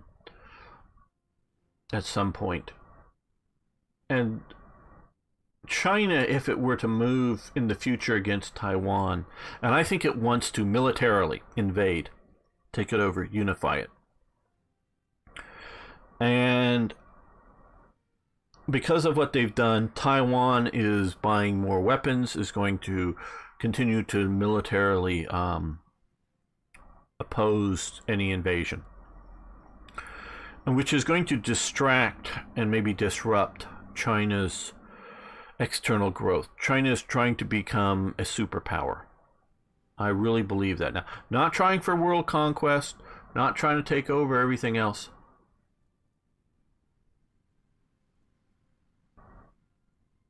The main problem is the bureaucracy, federalism, etc. Society keeps trying to get around the BS and make money. Absolutely, Azads. I think a federal system is probably best for the country the size of India, and that's coming from an American who has a federal system. I'm not saying, and I don't know, I just don't know how well the federal system is working in India, but I do think a federal system as opposed to a unified system, just because of the regional cultural differences. And I know the regional cultural differences maybe to an Indian looking at America don't seem like much, but to us, the culture in Louisiana is very different than the culture in California to us. Again, it may not look that way to a an Indian or somebody of a very different culture. And so I'm projecting that onto India and thinking that yes, federalism is the best road for India. But and we can look at like a state like Illinois, that the last, I don't know, 4 of the last 6 governors or something are like right now in prison. So there's a lot of corruption in the state of Illinois, that you will get corruption and mismanagement in some whatever state or regions or however it's set up in your federal system, that will hinder things. But I do think that is better than a centralized system. Now, obviously, and of course, if I always say with somebody like Azad, yep, and everybody, you're free to disagree with my views. I'm not trying to say that you must agree or anything, but that's how I see it. So a federal system is the best one, but not necessarily. I'm not commenting on particularly India's federal system, but just on the concept of it. And so, if India gets its act together, because of its population size, because of its industrial capacity, because of its natural resources, and there's a lot of natural resources there. I'm not like aware of it in detail, but I do know that is a fact, that it has a lot of that. And if it sets that up, it can have a vibrant system in India. But if China is allowed to be the dominant factor in the region, they're going to work to keep India down, because they don't want a rival major power. So they will try to pick off neighboring states and try to bring them into the China camp, as it were. And naval base in Ceylon, naval base out in Djibouti, military units stationed for intervention. When some nation in Africa decides to nationalize the mines that China has bought, they want to be able to move in a Chinese airborne division or whatever the equivalent would be, and overthrow that government and then get the hell out, because I don't think China wants again to be an imperial power in the occupation type view. So that, but China's making some bad missteps, particularly in Hong Kong. That is a super bad misstep. And so 20 to 40 years out, India needs to look. I don't know what can be done with India and Bangladesh. Because I know that Bangladesh is really trying to become the sort of poor man's China, in the sense that most of, say, socks, underwear, t-shirts, that kind of thing for America had been made in China, and still a large amounts of it are. But Bangladesh has been trying to steal that, if you will, take over that market of cheap cotton goods manufactured there for shipping out to the West, and cheaper labor, less regulations, less trade war incentives with, that China is facing with the U.S. and other things. So they're trying to get up that part of the situation. I don't know politically how well China and Bangladesh can work together.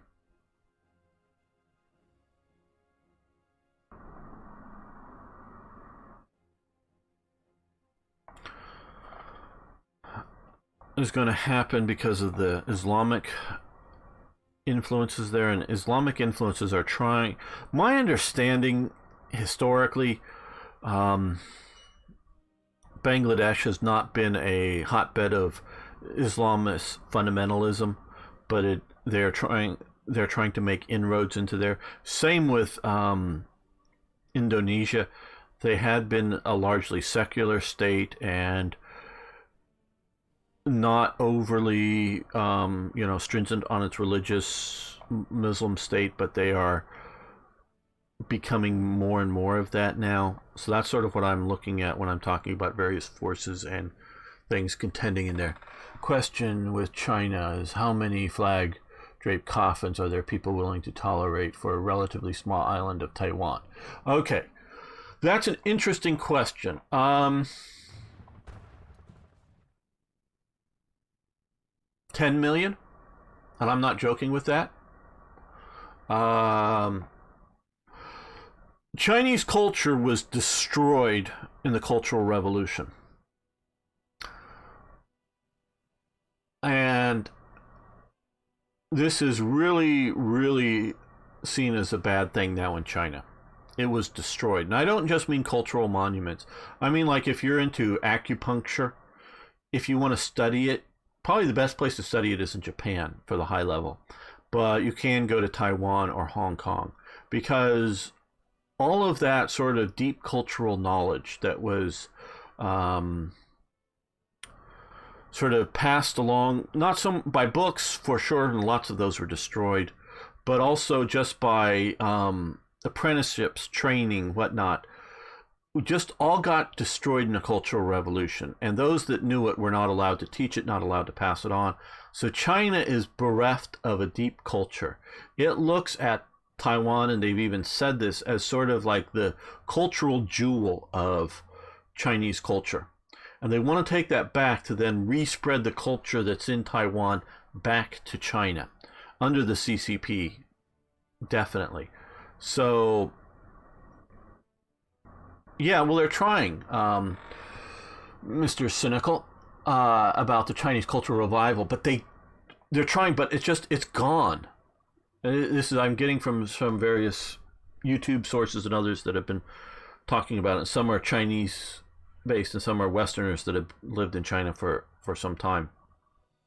And it's just not there. It's even worse, because I definitely talked to people, known people of the, coming out of the post-Soviet and Warsaw Pact countries, and the suppression of traditional cultures in there, and building of the new Soviet man. And some of this is definitely on a religious basis. Some of it is not, because the Soviets, both in the Soviet Union as well as in the Warsaw Pact, tried to, once the Great Patriotic War and Russian revivalism was over, they tried to suppress nationalities. And they tried to, make the Soviet man, if you will. And people are still in a rediscovery phase of that, but that wasn't nearly as complete as the Cultural Revolution. I don't think, for such an ancient culture, and Chinese people want to go, Chinese culture is ancient, blah, blah. No, Chinese culture goes back to the 1940s or 50s. That's it. Because China destroyed its culture. Oh, no, it didn't destroy the Forbidden City. It still exists. And other things like that still exist. But most of it is just gone. And again, I'm not just talking, though a lot of it is, of course, architectural structures, buildings and monuments and other things. But yes, I see that Toy Jet is having his Pringles. He was very creative in his typing. And so it's that, but it's also the living culture that has been preserved in Taiwan. And they don't want to destroy Taiwan infrastructurally or culturally. They want to militarily blitz it and then bring that culture back to China. So not destroy it, do sort of a blitz campaign. But millions of lives lost. The CCP is willing to do that. Now, like I say, they don't want to destroy Taiwan. They want to capture it. So millions wouldn't be the real cost if it's limited to localized war. But if it caused greater war, with big missiles flying back and forth, it could be a lot. It could be a lot. And so that is the U.S. wouldn't allow that. What the hell are you saying? Of course the U.S. would allow that. Under Obama, had the Chinese military been capable of a swift and effective invasion of Taiwan under Obama, Obama wouldn't have been able to respond to it and wouldn't have responded to it in a military sense. Oh, he might put on an embargo, stop all Chinese goods coming into the U.S. or something. Might, but I doubt that. He just would have done that. But China just doesn't yet have the naval capacity to pick up large amounts of ground forces and rapidly and effectively land them in Taiwan. Taiwan has it has natural shorelines that are hard to invade, and it has a lot of defenses built up by the Taiwanese, and there's a reason why it was and that's part of the reason why it was bypassed by the U.S. forces. We retook the Philippines. The U.S. wanted the main. Getting a little history. There were two commands fighting the Japanese. One was under Nimitz, and he was pushing from Hawaii towards Japan, and that was seen as the main American thrust at Japan. The second thrust, which was a bit more of an Allied thrust against Japan, was MacArthur's thrust out from Australia. Always Nimitz got the main priority on things like carriers and big naval units. And Nimitz really wanted to take the island, the needed islands, island hop, and then go after Japan. MacArthur, for various reasons, and it wasn't just his ego, but that was an element of it. The I shall return and must do that. He advocated very strongly for going after the Philippines and not bypassing it. There's also post-war political reasons, because the Philippines was our protectorate. We were protecting it nicely. The Philippines were at least mostly happy with our overlordship. I truly do mean they were mostly happy with it. Obviously, they're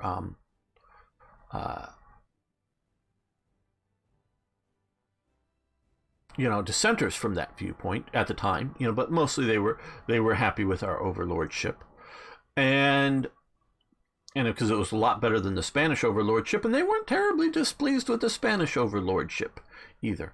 But they were quite happy with our overlordship, and then they get invaded by Japan. So for post-war reasons, we needed to liberate them as fast as possible and not let them languish under a very terrible occupation. So it's also post-war diplomatic, humanitarian, and other reasons we needed to liberate the Philippines. And see, like Indonesia wasn't the U.S.'s problem. Not a U.S. colony, not a U.S. protectorship.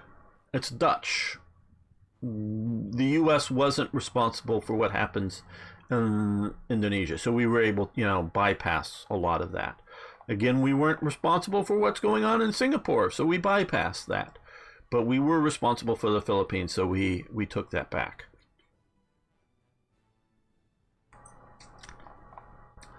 And then we, of course, go for Okinawa. Instead of Taiwan or Saipan. The other word for Taiwan. I'm blanking. I'm just going to bypass that. Instead of going there, we bypassed it for Okinawa and heading for Japan. Of course, there was a third Allied front, which of course was the China-Burma India front, the CBI front under Mountbatten, but that's another, and that was a very minor front overall for the U.S. And so there's reasons why we skipped Taiwan as attacking, because it's hard to attack. And so China just is yet to be ready to do a swift lightning situation. I would say if they rushed now, it would sort of like be the Germans trying to rush Britain in World War II. Not that China can't do it, but they're not efficiently set up to do so rapidly. And then, okay, we have another presidential election. And somebody like Rand Paul, an American isolationist, comes into power. He won't fight over Taiwan. So you out there who, whether Mr. Cynical who says from Russia, or other Europeans out there who all just think that America is just always going to be this interventionist power wherever, it can change on a dime with an election. And I don't think the rest of the world realizes it. This is no longer the Cold War. The America is no longer in the Cold War mentality that is going to confront the major threats in the world. And so, again, why I say America is a very light touch force in this region. Afghanistan, hey, thanks for following. Do appreciate that. Is a pitiful power. Iraq, well, we know their very bad behaviors. I put that multiple, really got them on the hit list, including when they tried to go after a former president, George W. Bush. They tried to assassinate him, and the U.S. stopped that. And when his son comes to power, being elected, you think maybe he's gonna, you tried to kill my dad, Saddam? Just give me half an excuse to invade you. I'm going to invade you. And that is part of the reason. Part of the reason they went into Iraq was we had all of the UN authorizations to go into the Iraq. UN authorized it. We had all the U.S. government authorizations to go into Iraq. And we had all that already sitting there on his desk because Iraq was clearly firing missiles at aircraft in no-fly zones that, yes, under losing a war pressure, they agreed to the no-fly zones. So they had the no-fly zones. So they had all of the legalities of all around the world, whether UN or US, to go into Iraq #2. And so we got lied to, and I forget the guy's name. We know just the Iraqi defector who lied to us about the weapons of mass destruction. He was he was a person who should have known, but he lied to our people and gave them what they thought was good intelligence. So we went in there. But that was a real easy to do because we had all that legality set up.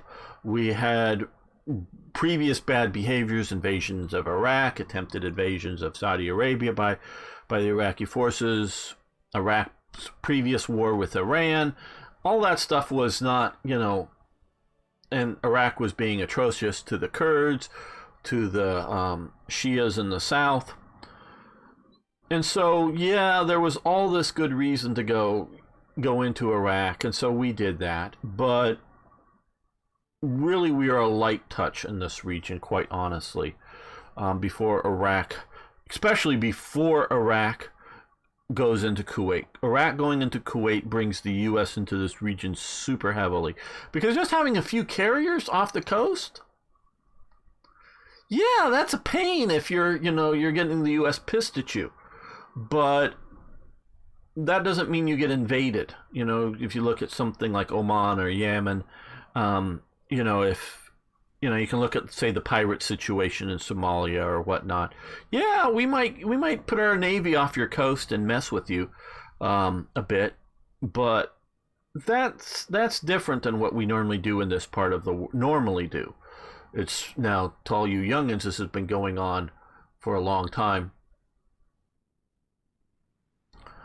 and it may seem like that, but that's not our normal presence. Let's see, what is R4 PID 67? Hello, please test the Ottoman Empire mod. Oh, okay. Well, let me copy the link location. I will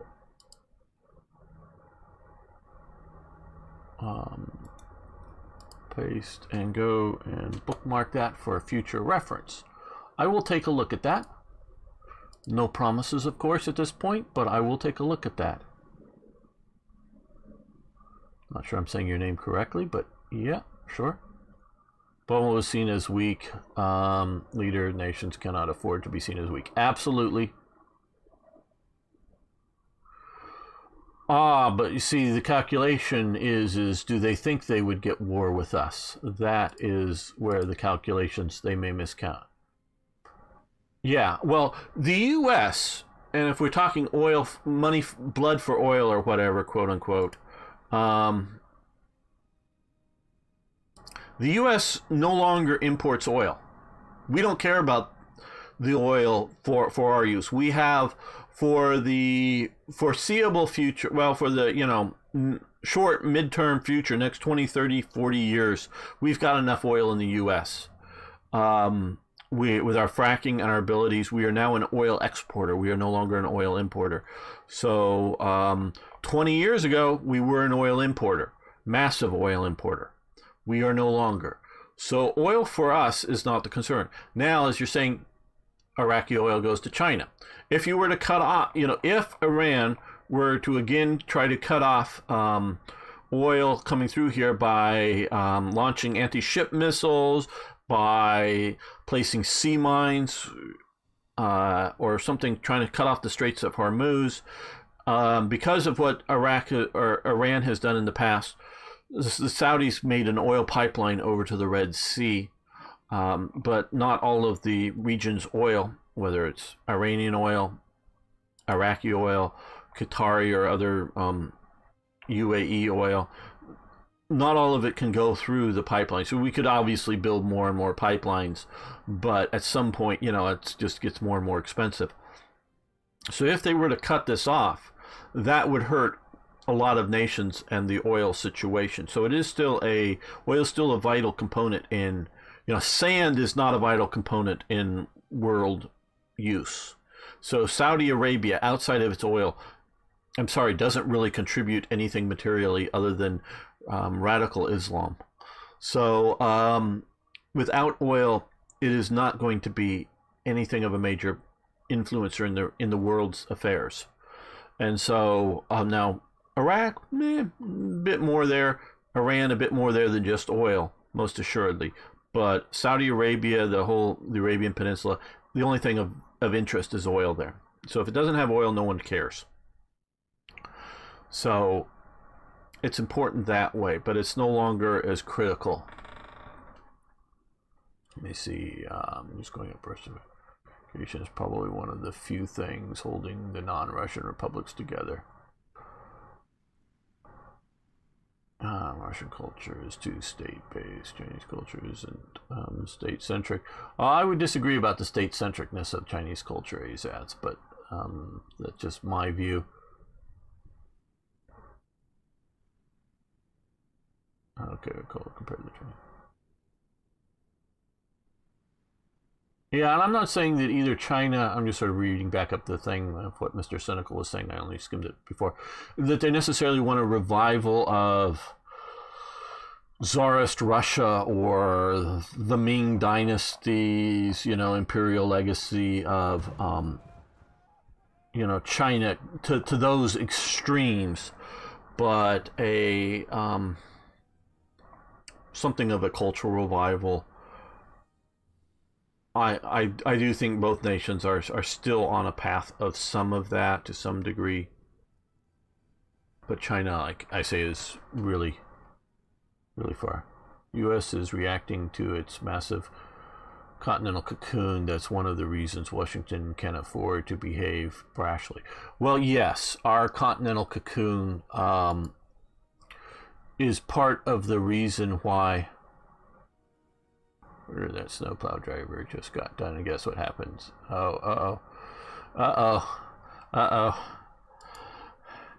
Is that called snow rage event as opposed to road rage? And I was thinking about this the other day. In many ways, the U.S. is an island, just like Britain. Obviously, it has a big border with Canada, but that hardly counts because if you look at most of Canada, like 80% or more of the population lives within like 20 miles of the U.S. border.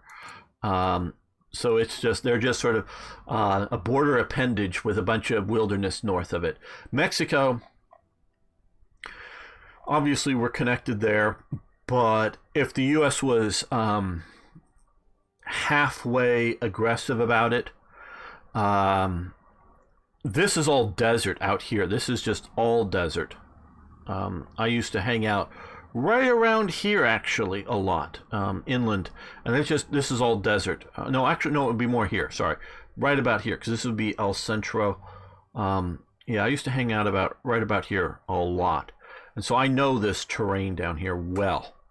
I mean, to the point of it, and in some areas of miles, I know the hills and the valleys well.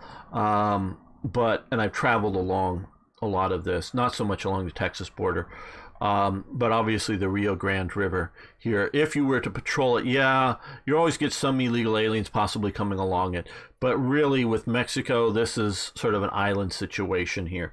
So the U.S. has this sort of island mentality that Britain has, and which we inherited from Britain, this mentality, and as it came over colonially, and we've been able to maintain it. And it does influence our culture and our viewpoints, and gives us a lot of breathing room.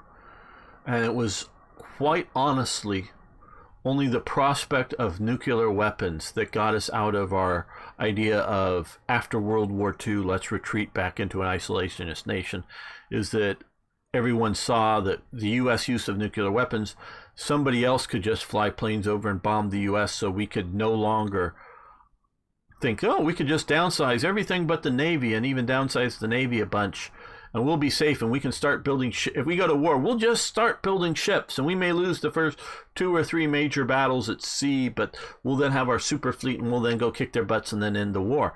That went away with the nukes. And so we have that, and that's sort of what most of these other nations. Australia has it too, but Australia just doesn't have the ability for large populations at this time. It's just such a dry place. And I know it's all been in the news right now, but it's such a dry place that, yeah, it's true. I live in London, an hour from the. Okay, so you're just north of the border. Okay, up there. So James is just up north of the border. So, yeah, Canada was more than 50% populated by people that lost the American Revolutionary War. Canada's population more than doubles in the immediate post revolutionary period. So they're Americans. I mean, and I'm saying this to James and whoever else. They're Americans. Now, they're not Americans of the United States of America. They're Americans of Canada, if you will, with their provinces, their states. And they have different flavors. Like they have Montreal, which is their version of Louisiana, in that it's a French-based thing.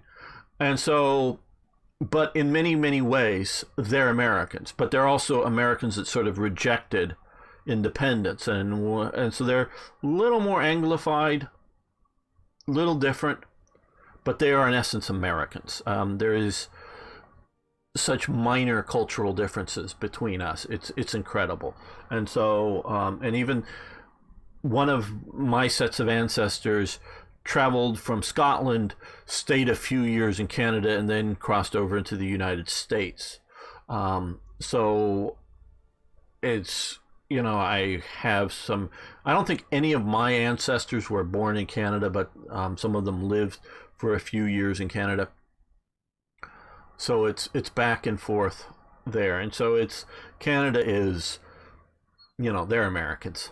And they're not, again, when I talk about, the difference between Californians and Louisianans, well, there's differences between Californians and people up here in Vancouver, which the people out here in Canada's West are different than people's in Canada's East.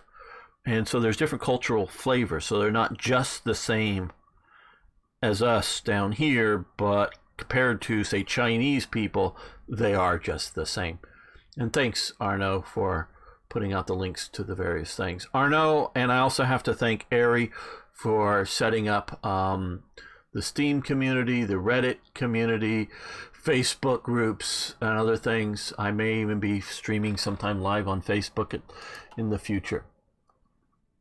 Yes, we are. Oh, yes, we are. Yes. So, so different but the same, depending on your degrees, because you can look at in England, again, the difference between a person in the sort of southeast of London, or not London, southeast of England versus the northwest of England.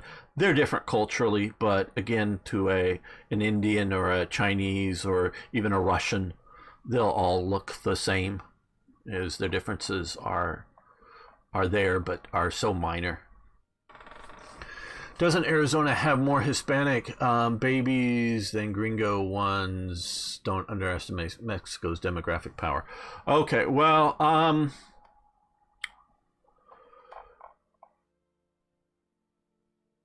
I don't know about the birth rate here.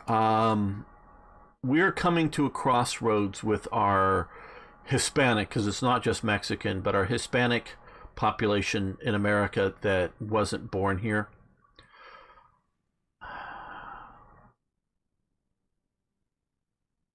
Well, that's for another topic, and I'll get to it. The only state that's officially bilingual in the United States is New Mexico, and that is and that was actually at its formation as a state. Why the hell isn't this? I think this should be in this down here. I think should be here, New Mexico. God, I don't know what the hell they're doing. Oh, they just created a state mechanic down here.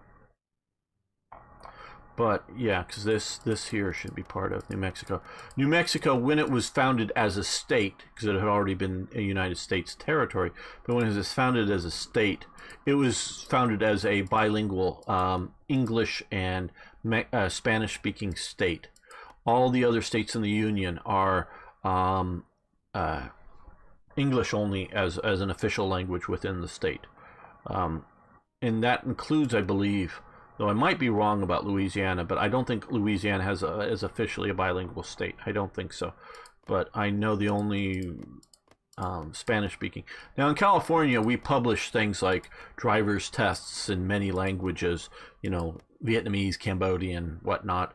But there's another day for another demographics talk about the U.S. and our immigration policies and what's going to be happening. Okay, well, let's get back to another episode here.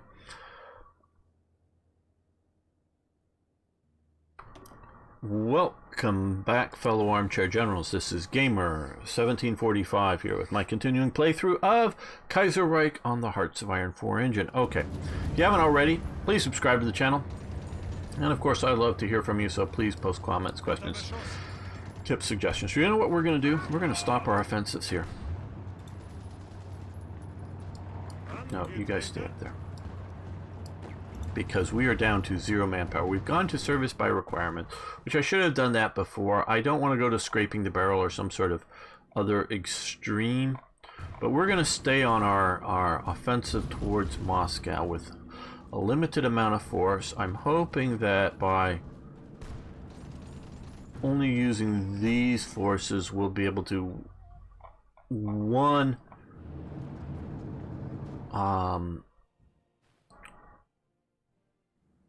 feed in the the manpower losses as they happen here, and two, maybe even build up a reserve pool while only fighting out here with these, shall we say, limited number of units. You two push into there.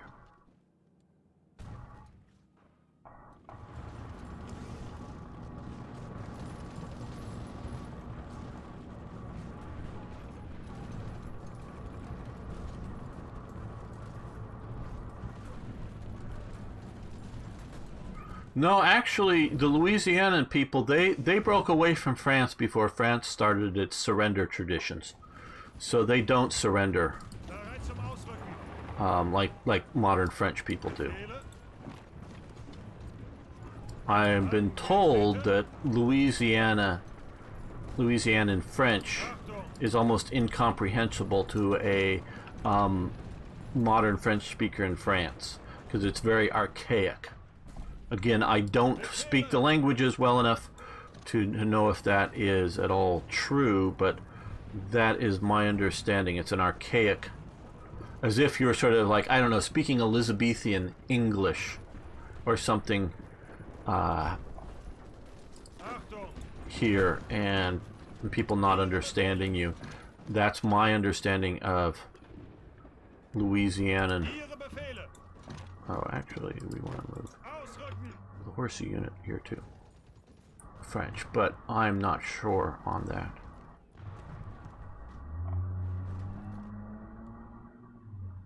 And I did hear that basic statement from someone who did speak Cajun and had traveled to France, and that they weren't well understood.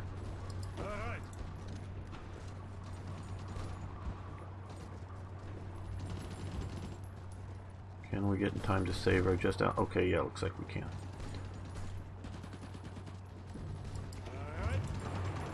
You know, if we can't drive on Moscow, maybe we can cut this whole pocket off.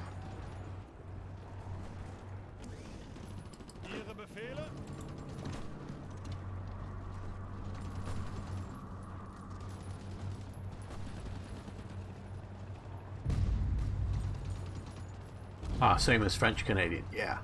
I know less about the French Canadians than I do about the Louisianans, but yeah, I'm not surprised. Okay, actually, one division stay back there because we don't want to get cut off. And you can counterattack into there.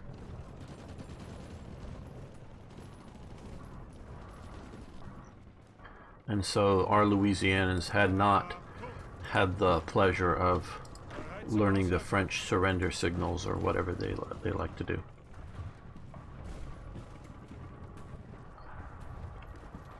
Okay, well, we pushed all the way down into here, so let's see about pushing into there.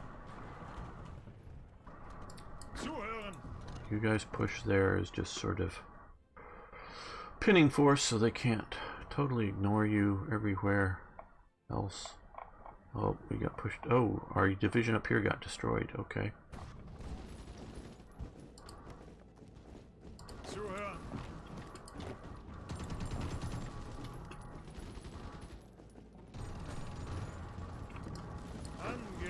Attack across the ice.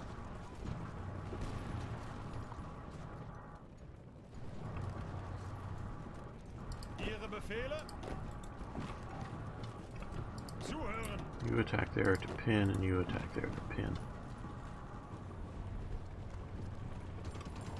You can join that attack.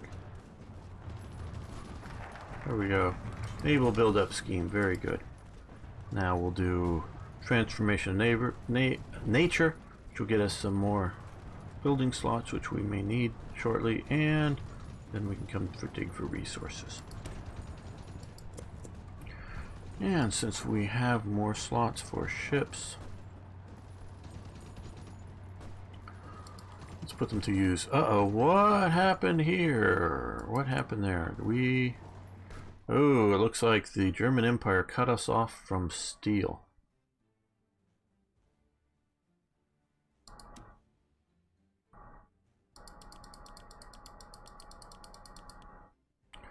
Well, okay, looks like we can do that many. And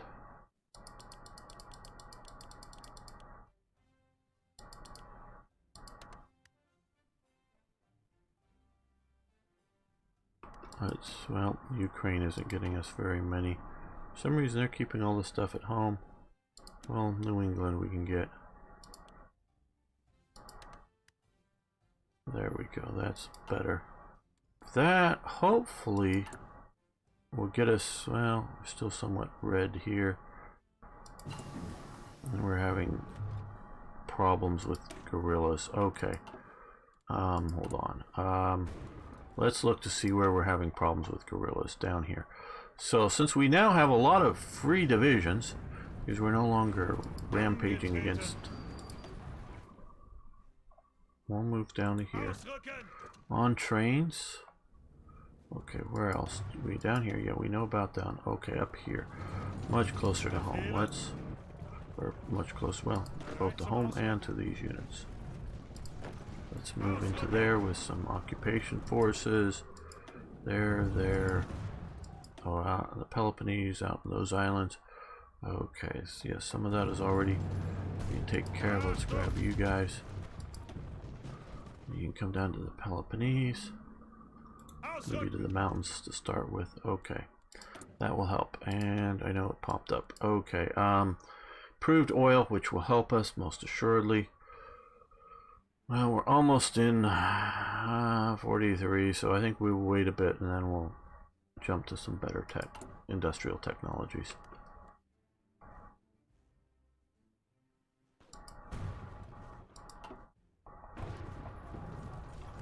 Ihre Befehle? Ihre Befehle?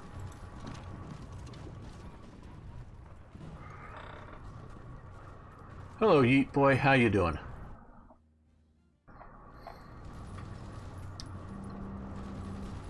Okay, well.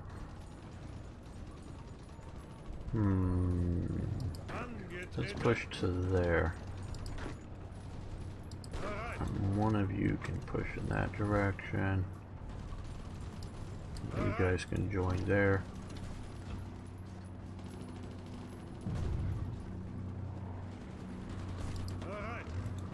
How vulnerable is their capital? Angetreten.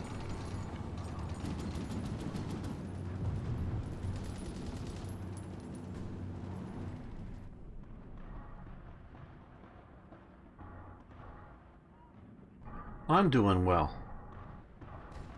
Okay, you guys take Novogorod. Angetreten.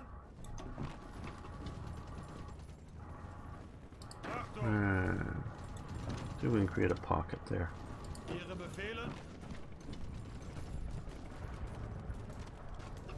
Angetreten. Bereit? Befehle?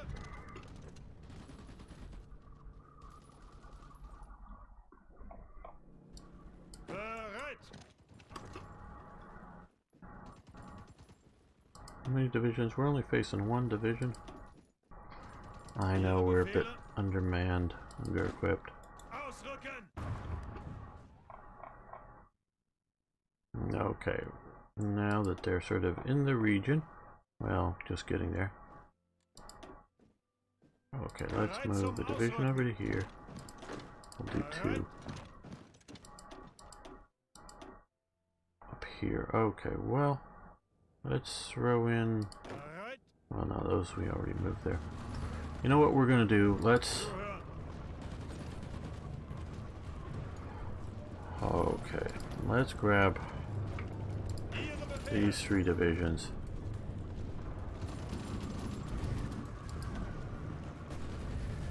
Unassign them.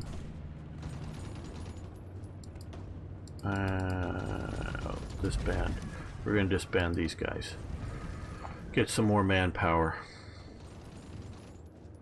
Bereit zum Ausrücken.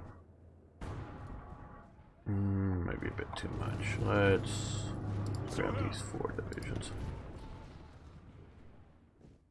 Sort of northern-ish Greece, I think. So let's put you down there to help occupy there.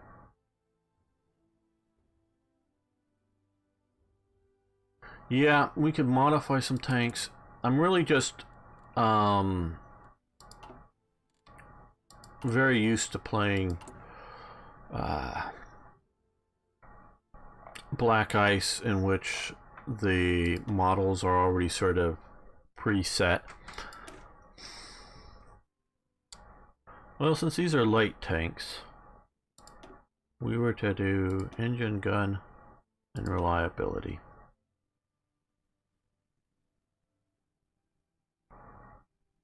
Yeah, we'll do that. And for our medium tanks, well, how close are we to researching?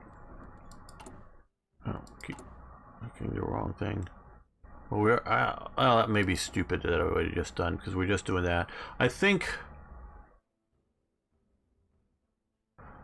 Well, not that what we just did was bad, but probably unnecessary because we are updating that. Let's go over though to the Mark II or Mark I improved. Get that going. But once we up to the thing. Yeah, we have been using the XP for the Air Force for research bonuses. Like here, and we will when we get there. So I've been sort of using it for that.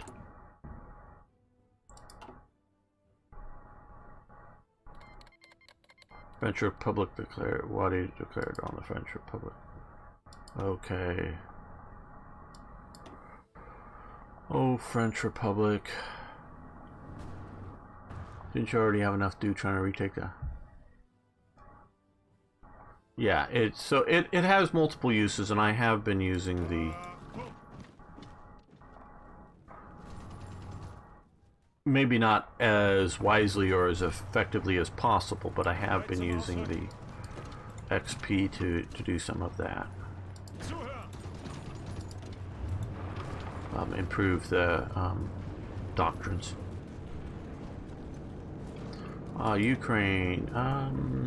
They want to give us some Sturmpanzerwagen A7Vs. Yes, okay. Seem like a bit out of date, but okay. Especially if they're the original ones.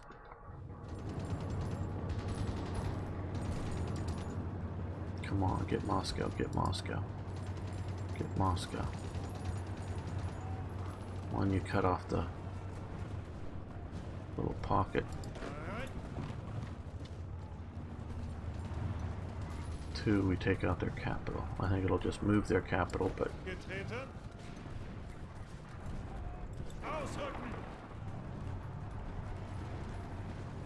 it'll still be useful. Okay, we're going to demobilize a couple of more divisions.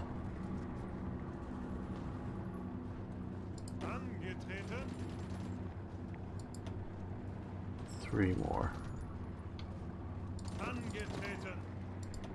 Yeah, get you out of there, and then okay. So I need men on the Eastern Front.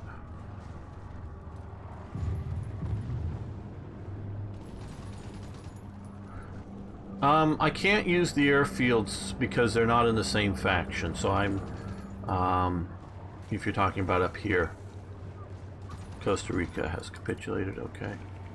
Yeah, we're after January 1, that's what I was waiting for, yay. Okay, industry. Let's do that. That'll get us more states per factory, at least in some states. Oh, come on. You're so close. No, you're not, but you're down to just 2 divisions. Oh well. And we've used up all of our manpower already. Okay, well at least we're not facing any more guerrilla problems. We've got that under control.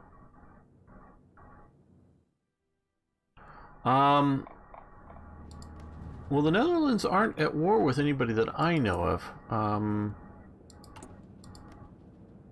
Although they are part of the commune, they are not at war, so we might be able to get there, but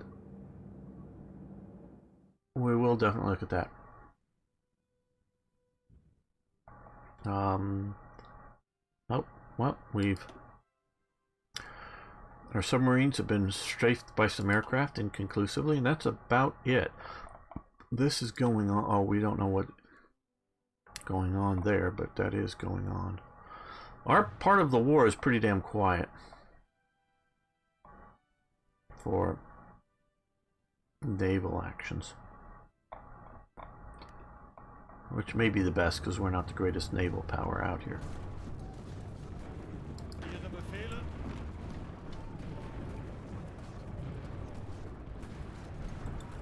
Bereit! Well, if you're going after that, we'll join you in the mess that's the attack on Moscow.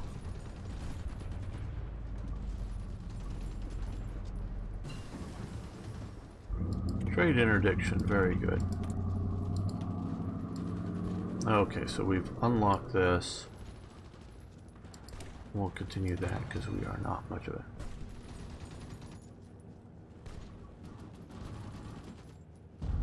Yeah, we're bleeding way too much.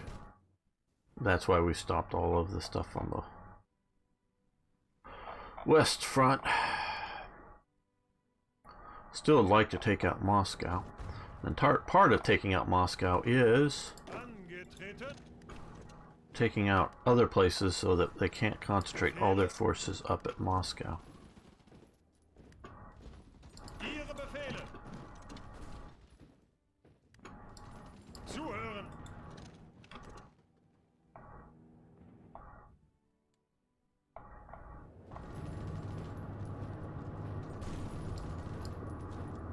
Bereit zum Ausrücken! Ausrücken!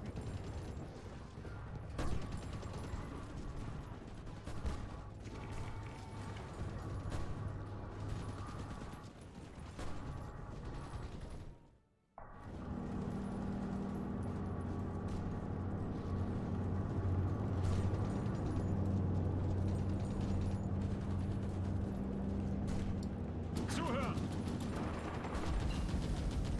Battlefield support, very good.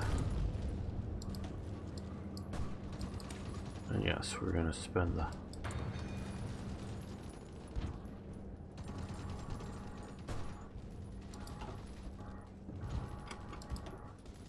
Zuhören!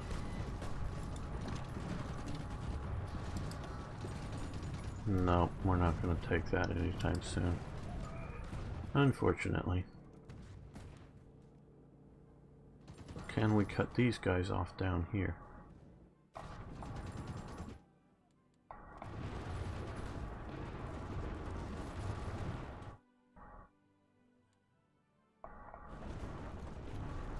Angetreten! Counterattack.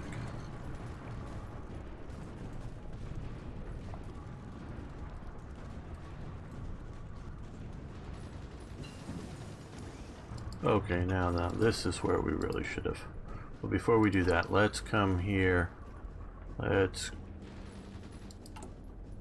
grab our new tank here, because I know we have lots of excess points. Main gun improvement. There we go, we'll do that. And so we will come up to here, and we will convert. Okay, did I save that right?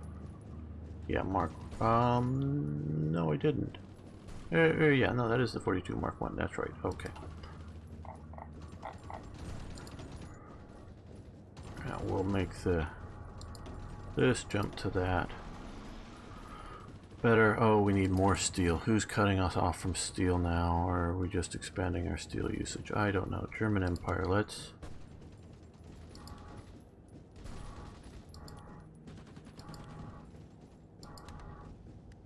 see if they'll give us the more steel. There we go. And yeah, new medium tanks.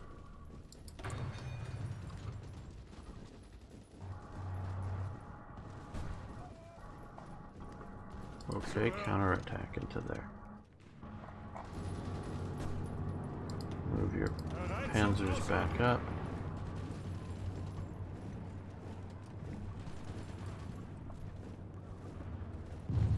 Bereit zum Ausrücken! Counterattack there. Okay, good. We've got them cut off. Achtung! And you can support that attack. I don't want you leaving this province, and you guys can attack down into there.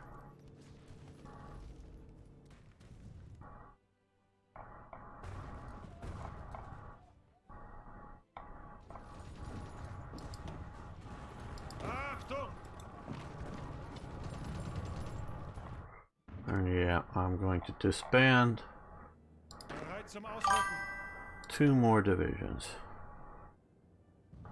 Befehle. And that'll get us manpower we need for the east, or some of it.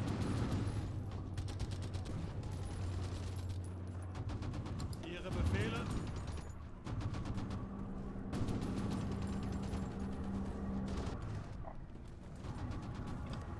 Zuhören.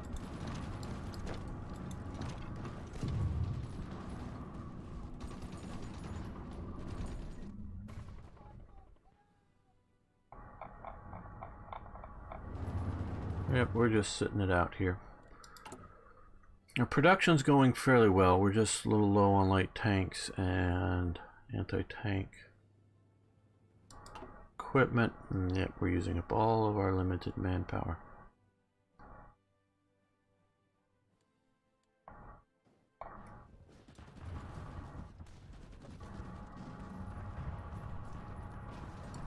Achtung. About ready to think about bringing our army home from the east. Send naval bombers to the Black Sea. Why? What? I don't know. What's? It looks like friendly nations around the Black Sea, so I don't get the why of that. Other than to use up more of our fuel. Anti-tank, sure. I wish I could send aircraft out here, but it won't let me. So that's one thing that I can do fairly well is air power. All right, let's see if here if we can go over to here. Okay, good. Help out. Ihre Befehle.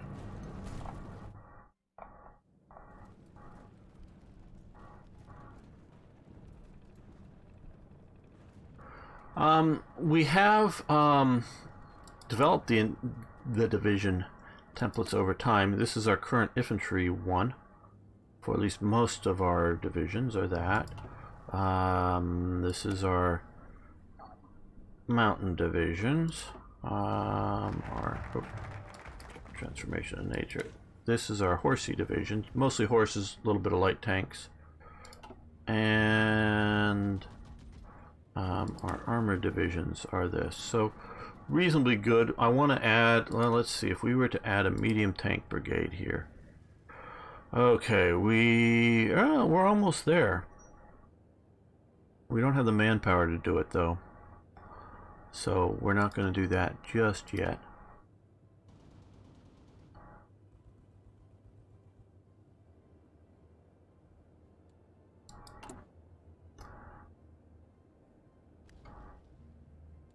So, okay, we're just going to limit to that. And we got 2 more of these divisions here that's been eating up some of our manpower.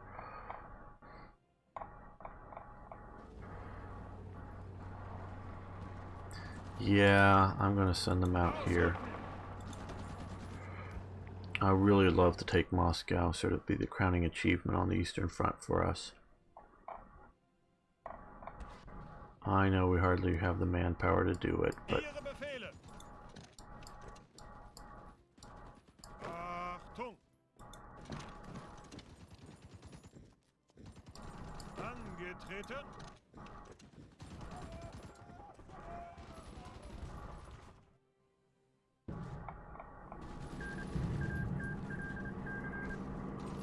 okay, French Republic took a state. Oh. Yes.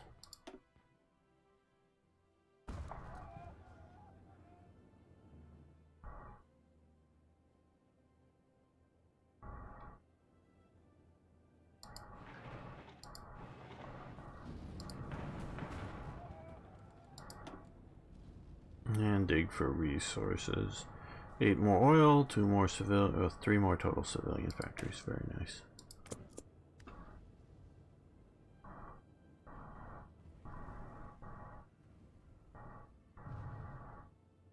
Yeah.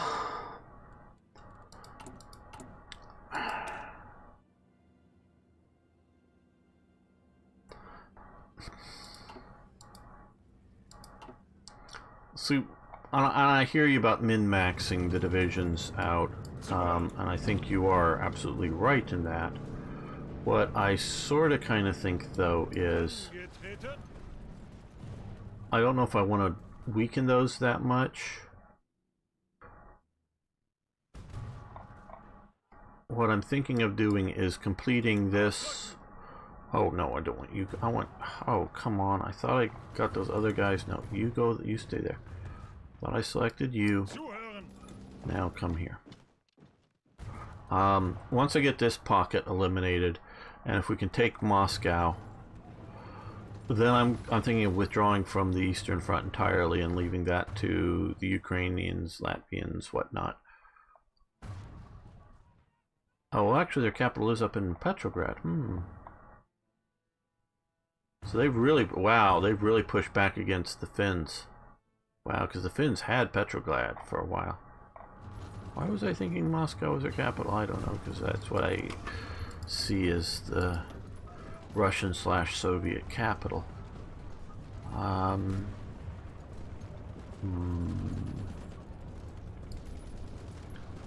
Moved artillery, sure.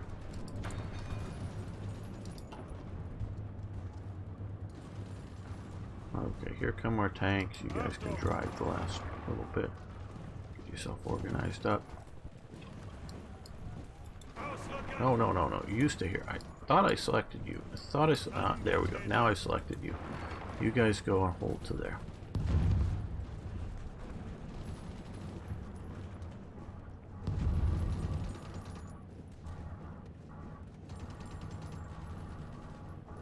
I think it's the Russian winter bonus is what's doing us in.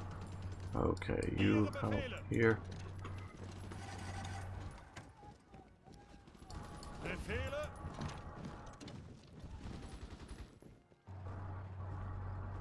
Zuhören.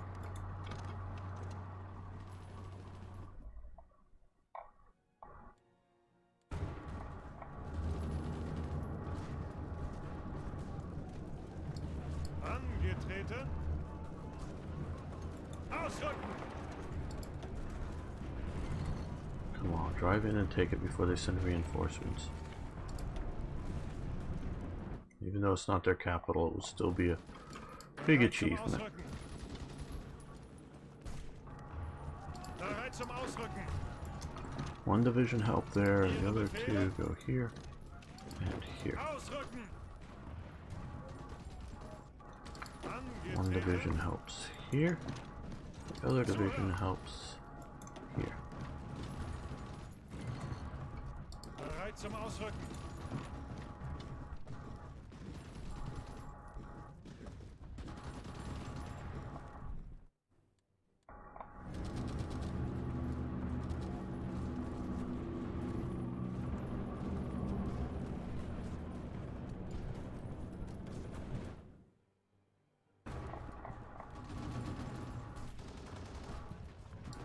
Achtung.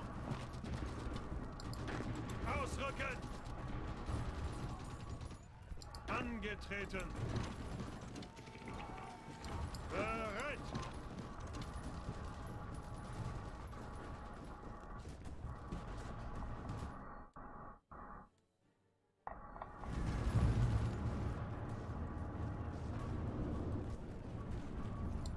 Befehle. Ihre Alright, go Befehle. back there.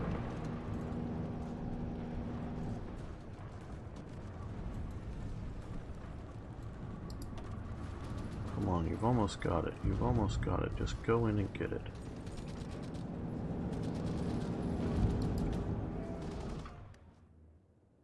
Oh, hell. Vorwärts, Männer. Well, they're going to be destroyed. They're pocketed. Oh, well. Angetreten. You guys come to the Battle of Moscow, then you're going to go home once Ausrücken. that is no longer a thing. Oh, come on. Angetreten. Kill that.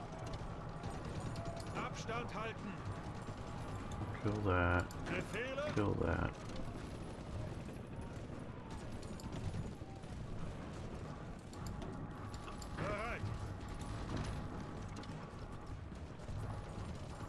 We are getting some manpower positive, so that's good.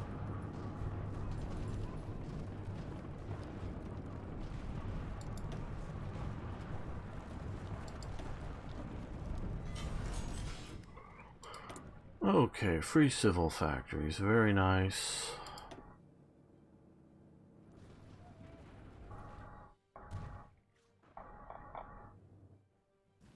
Don't know if we need any more radar. Well, we can put a radar up here.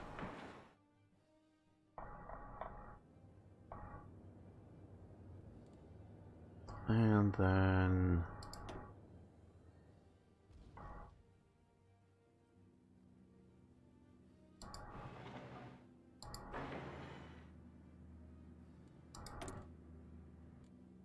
well, again, is it tanks? Yeah, it's tanks. Oh, motorized act. Well, no, tanks too. Yeah, more tanks. No, we're already doing that. We'll do some motorized. We'll just do one motorized, and we will see about increasing steel from...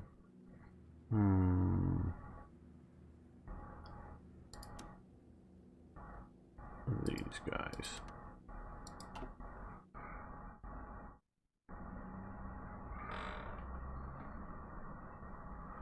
Yeah, there, Finland is definitely going down. Fall of Moscow. Okay, well, we've taken Moscow. Though, of course, we are of dubious defendability of Moscow right now. Okay, you guys take that. We've got Astrakhan, take out that. You guys come up here to... if we can defend there for a little while, hopefully the Ukrainians can better deal with things.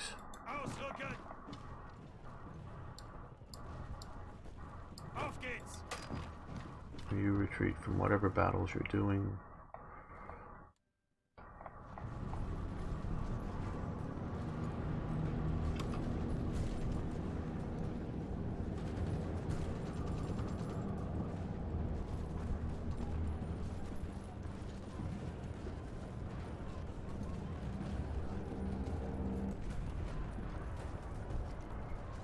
Sweden.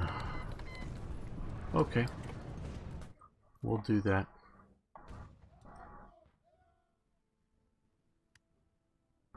Ukraine states, or stats. They've got lots of war support, good relations with us. Details here. What's their manpower?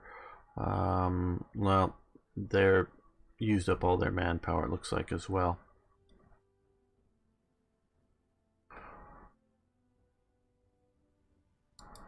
So I don't know how long they're going to last here.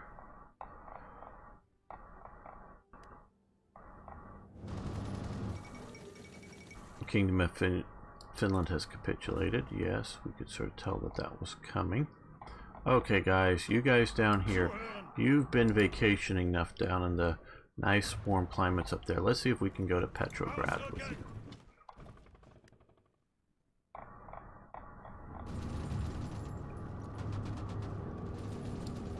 You guys move to here to help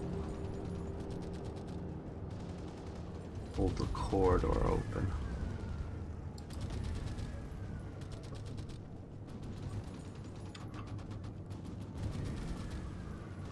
Russia. Details.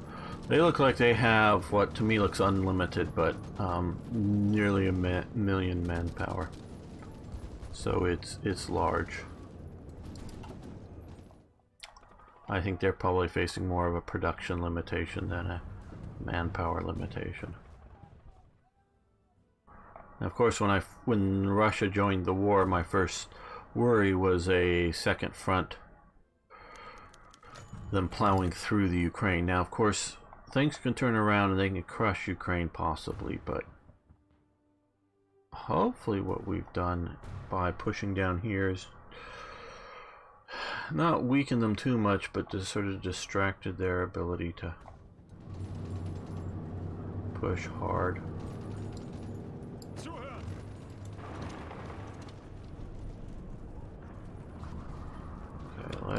units, you guys both attack into there. Maybe we can open up this corridor to Moscow a little more.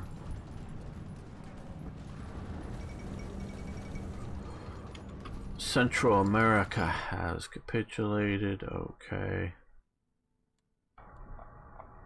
Kingdom of Canada is basically ruling down here. Good for them. They can deal with the headaches.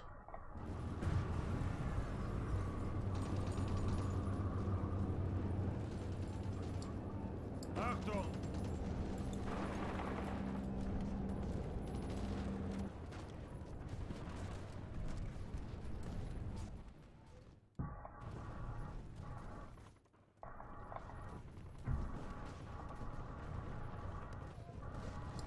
Bereit!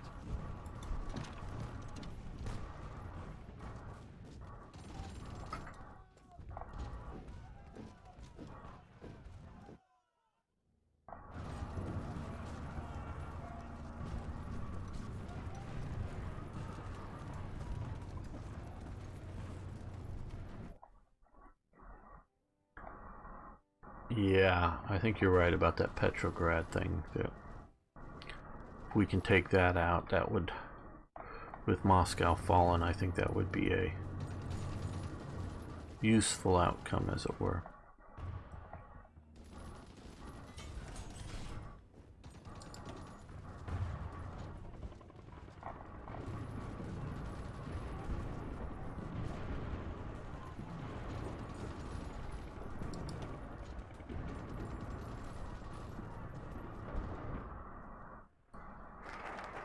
Oh, dig for resources, very good.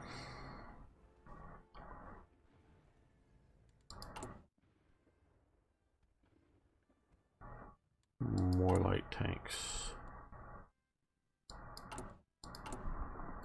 Yeah, let's then add another 5, I guess, to light tanks.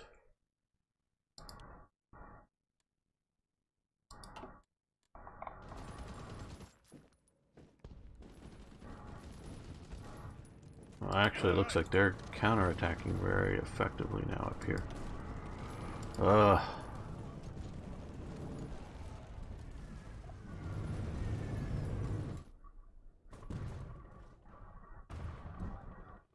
Okay. All these divisions, go bye-bye. Get us the manpower. I know those are the ones I just built, but that'll get us the manpower. Otherwise, these divisions are going to be just too starved for manpower. That's part of their problem.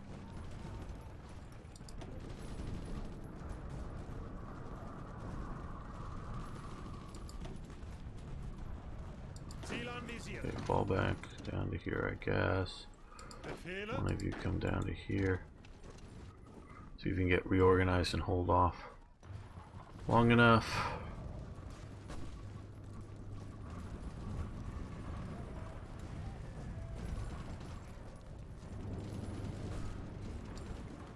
Bereit! Bereit zum Ausrücken! Befehle? Okay, no more Lend-Lease, fine.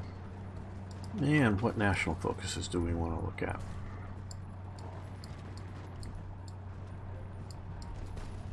I think we've gotten through everything that is sort of political in nature. I know we still have over here rocket technology, motor mechanization models, or air core elements.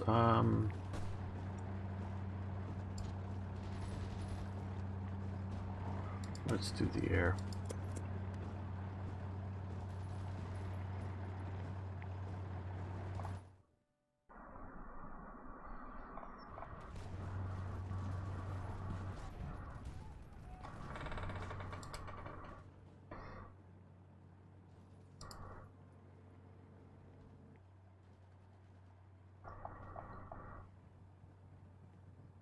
I don't think anybody's watching on Mixer. Of course, I have 0 people following me on Mixer here, but yeah, go for the Flieger core thingy, yeah.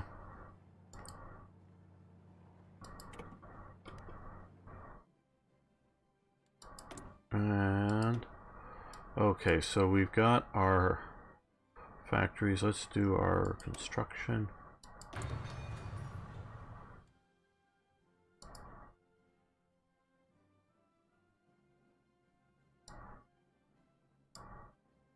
Okay, back to here.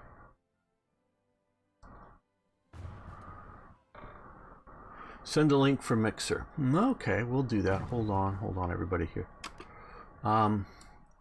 Not that I want you to stop watching on either YouTube or Twitch, but just in case things were to happen, you might want to know where to find me on Mixer. So those are links to this is my very first broadcast on Mixer. I know Ninja's there. Whatever good that means, I don't know. But you can follow over there. Or whatever. I don't know if it's called, I think it's follow is what they term it as. Follow me over on Mixer. Things with YouTube, I've recently seen people's channels get hijacked, and then because they don't realize it's hijacked right away, they have stuff put on their channel that gets them demonetized, or not just get their channels removed, completely gotten rid of. So I've seen that happen, and so just things could happen, or I could just be giving opinions that are not the favorite opinions of people on YouTube, and they decide to cancel me over here.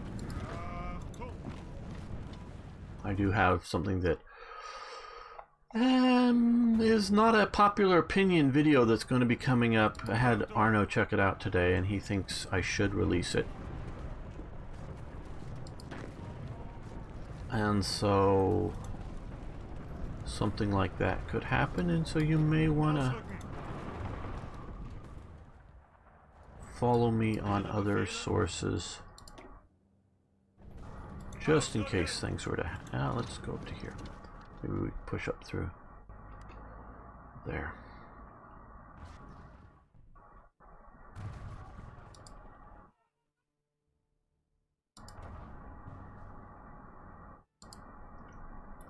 Not that I ever intend on leaving YouTube.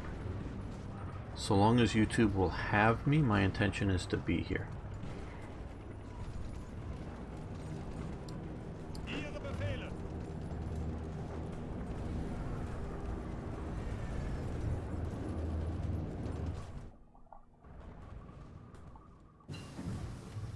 But I've just seen enough, shall we say, concerns, problems, whatnot with YouTube. Okay.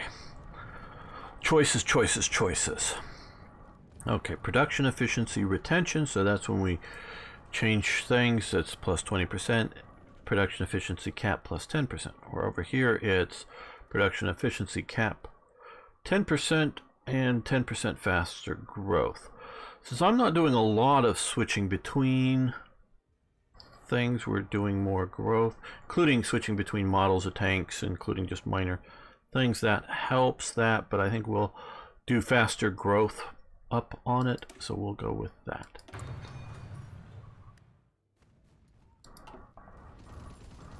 Ihre Befehle? Ausrücken!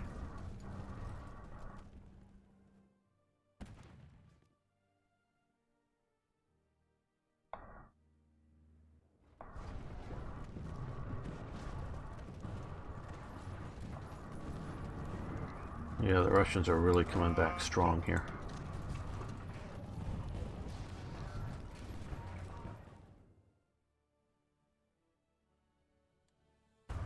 especially now after the Finland collapse. Bereit zum Ausrücken.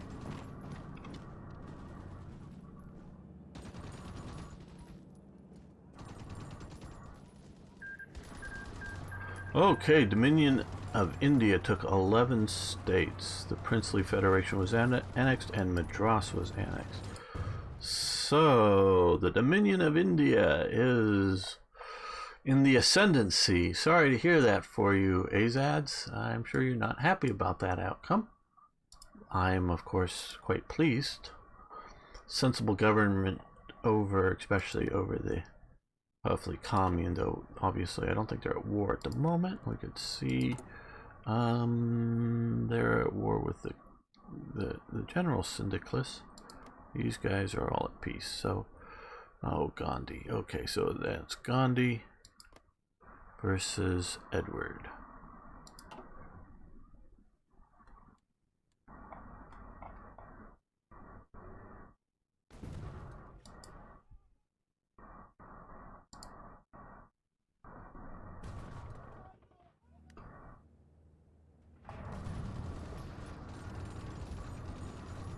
Zuhören.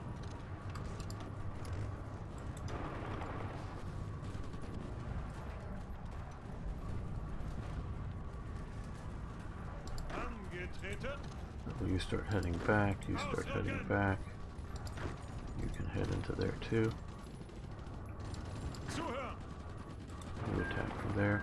French Republic took 3 states from Tuareg Federation. I believe that is down here. Okay. Good.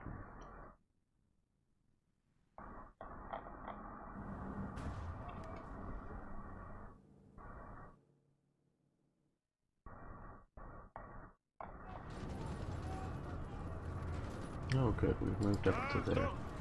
That's a... No, actually that would have been better, but yeah. A little larger corridor. Okay. We got our armor forces up to here. Good.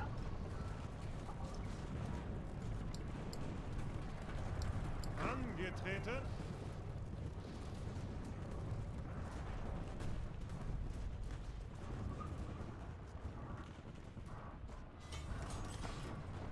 Bereit zum Ausrücken.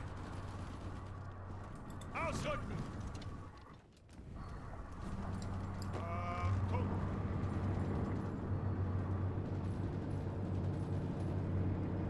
Befehle. And let's see, more production facilities to be built.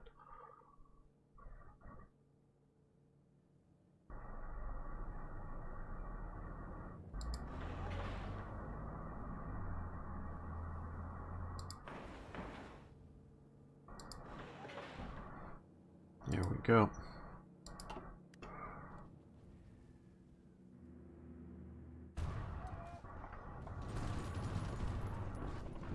Achtung.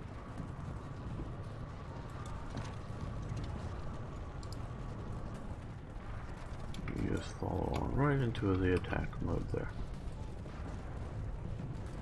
Angetreten. 2 divisions up to that. Currently unoccupied, though they may be occupying it by the time we get there.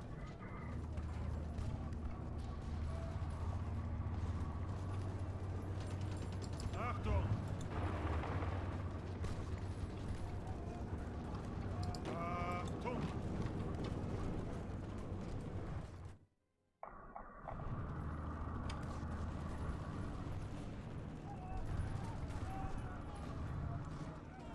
Ihre Befehle. Oh, hey, yes.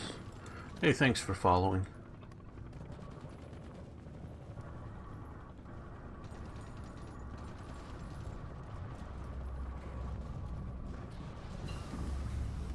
Strategic destruction. Okay. You come to there. Befehle. You attack or counterattack into there.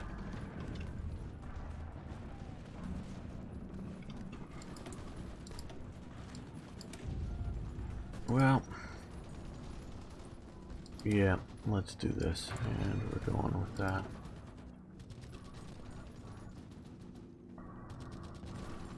Bereit.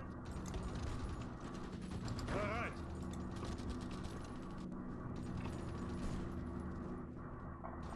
Oh, we want the Angetreten.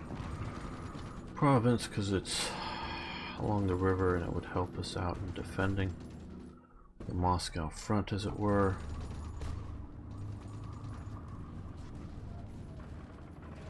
Bereit zum Ausrücken. Okay, good. You tanks, you come to here. Achtung! The better set of infantry division goes there.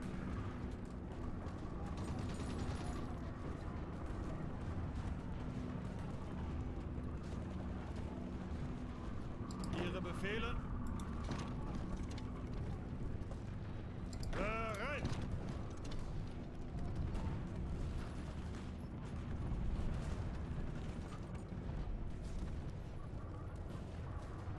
Bereit zum Ausrücken!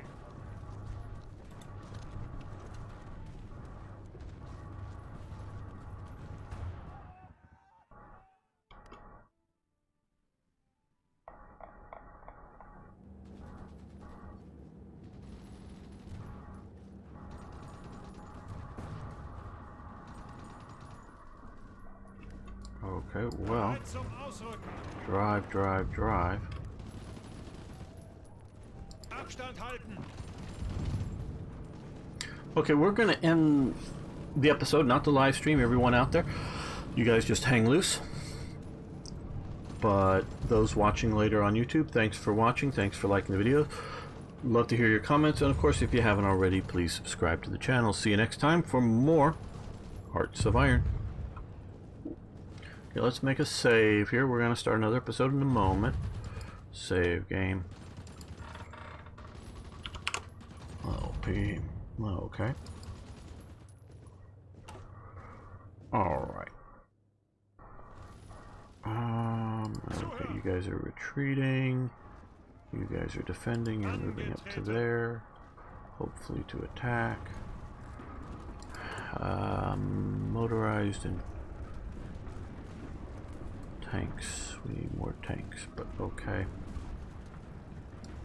Bereit! Let's move. Oh, Achtung! Befehle?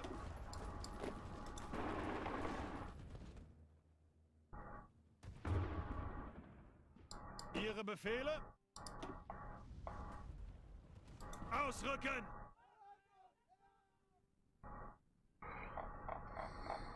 we're just completely on the defensive here. I know we have 250,000 men in reserve, which is great. But we're not going to try to go on the offensive there. We're on the strategic defensive. It looks let them, I guess, bash their head. Maybe they'll move a lot of units somewhere else. Where is the capital of the Commune of France? Is that, no, Bordeaux? This is obviously no longer Paris. Ah, here.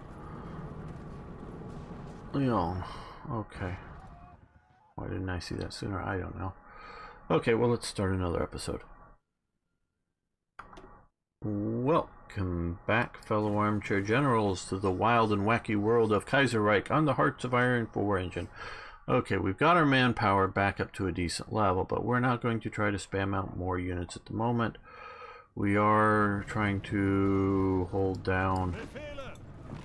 the Moscow front, Ausrücken! which we're in danger of both losing Moscow and losing the pocket, or being pocketed there. And we are also pushing on Petrograd, the Russian capital.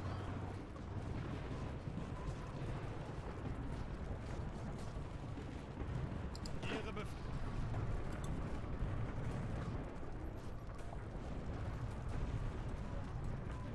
Bereit!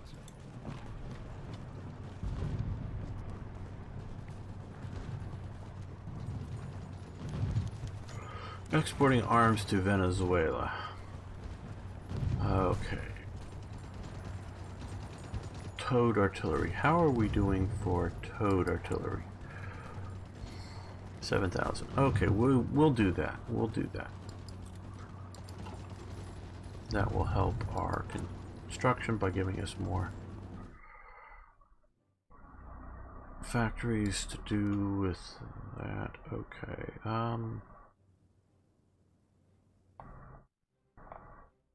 This would... is this in our territory? Yeah. And so is that. Okay.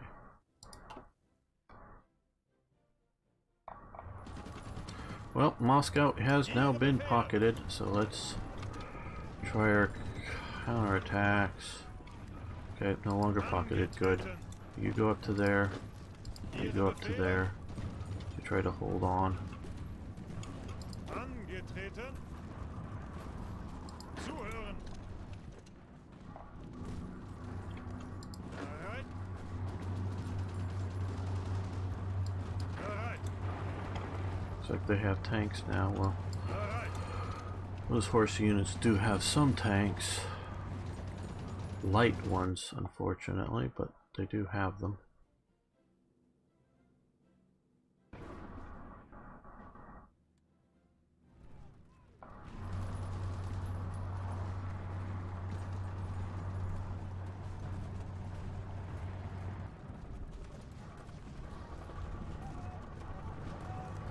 Befehle.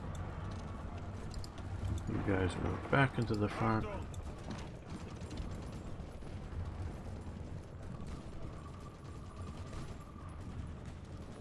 Ihre Befehle.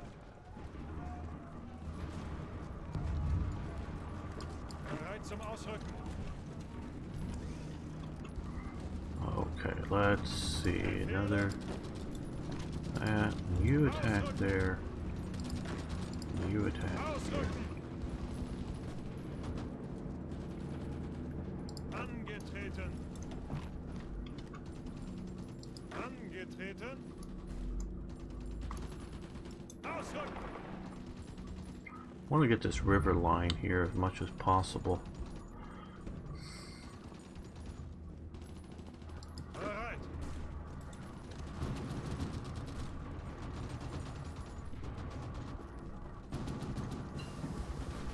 There we go. Let's go to my bag. Okay. Now.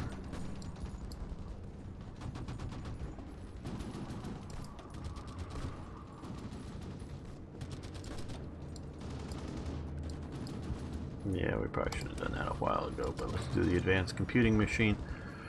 Now, since yes, we do have maxed out. Come here. Now, this is a medium tank, so we're going to do armor reliability. And get an engine here to get that upgraded. And then we're going to come here, like this, and we're going to the Mark 1 version of this.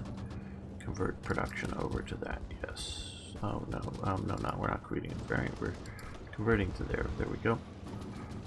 So what happened there? Did I hit the wrong thing? Damn it! Damn it! I wanted this one. There we go. That disrupts production even more. Lovely.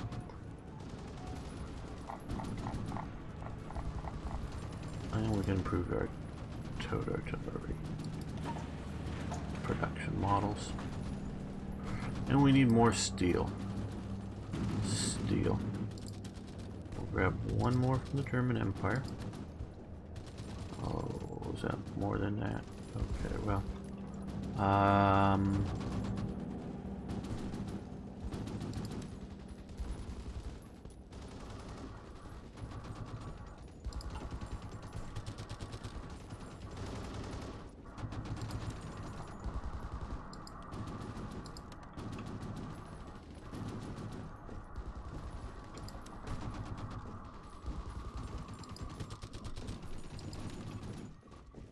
There we go. Flanders, Wallonia.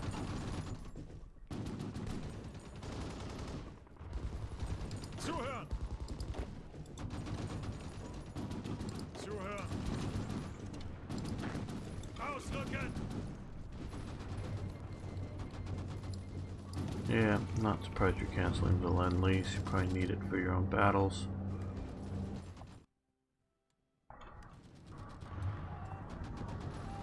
Achtung! Bereit! Befehle?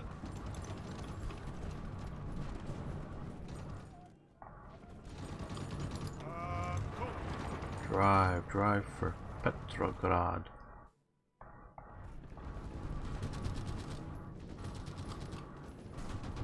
Zuhören!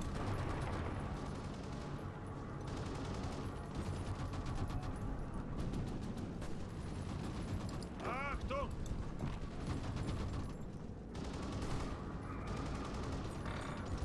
Go for heavy tanks. Yes, one viewer on Mixer. Very good, Arno.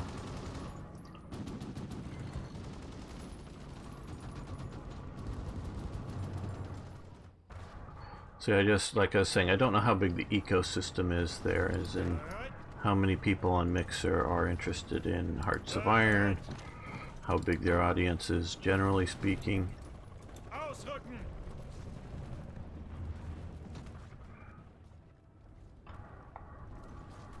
Angetreten! But I do sort of kind of think it's important to Ausrücken! be in more than one place. Zuhören! Okay, Angetreten! Horsey divisions. Bereit!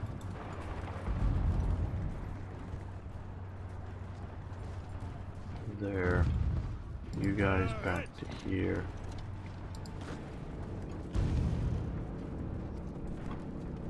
Bereit! Now Romania, Praga. I guess. I'm not quite sure what those are. Ihre Befehle?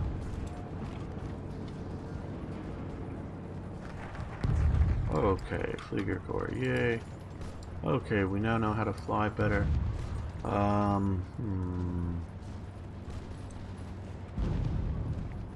Strategic destruction. Well, we've gone through most of those battlefield support things, so anything other than research bonuses? It looks like that's all there is here. I was hoping for something more than research bonuses. Okay, well that would get us air bases, but I mean it's just, I mean there's hardly much else to do here. Let's go for this now.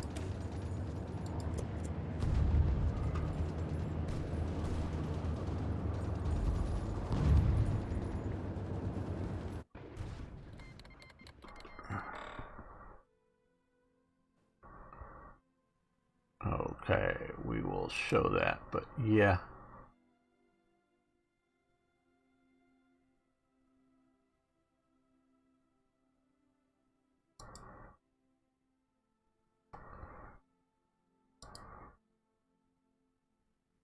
Middle Africa declared war on Kikuyu land. Okay, where's Kikuyu land? Oh, it looks like a rebellion up here, I guess. Yeah, go for it, guys. More wars the better, I guess, in this game.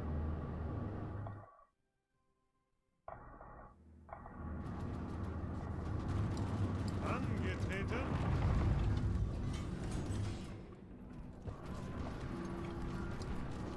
Ihre Befehle! Okay, well, we're one outside of Petrograd, it looks like. Or we're in no, we're sort of in we're in Petrograd region, but not in Petrograd itself. Ooh, wait a minute, are you like, found an unempty, or empty province that we could rush our tanks into? I don't know what speed we're going at. It looks like it. Can we get there? Can we get there? Can we get there? Are we there yet? Are we there yet? Are we there yet? It looks like we're there yet. Yay, we got Petrograd. Let's make sure we don't get entirely cut off. Okay, well,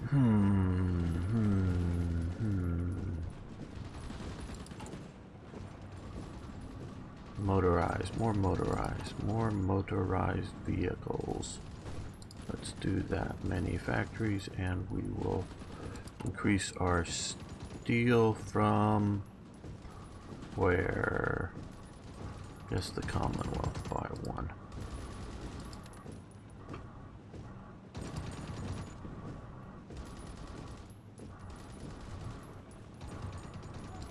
Bereit. We're no longer okay. Yeah, we'll do that. Ausrücken.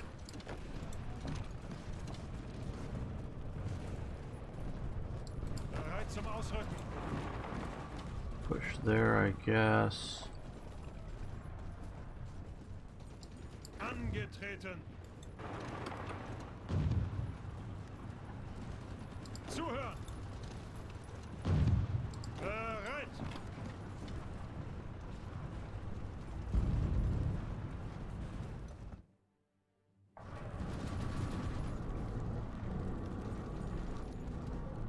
Come on, guys, come on, let's defeat the Russians. Well, their capital is back here. They've got a lot of no-go roads around here, don't they?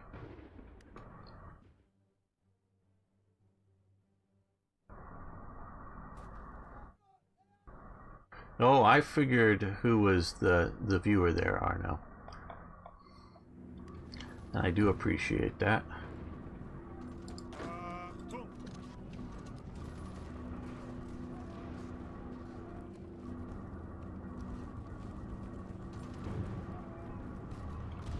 Bereit zum Ausrücken. Come on, if we can get this, we shorten our lines. Better defensive line. Bereit. Bereit zum Ausrücken.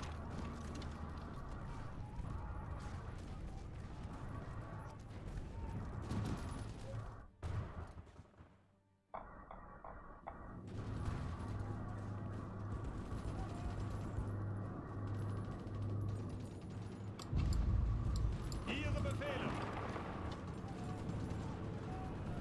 Oh, good, very good, very good. Now you guys come to here. You guys can hold there for the moment.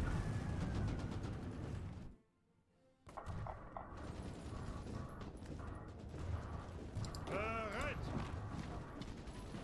Bereit zum Okay, send our Ausrücken. tanks to there. Leave the rest of the infantry there. Bereit Move up zum one Ausrücken. infantry division to there.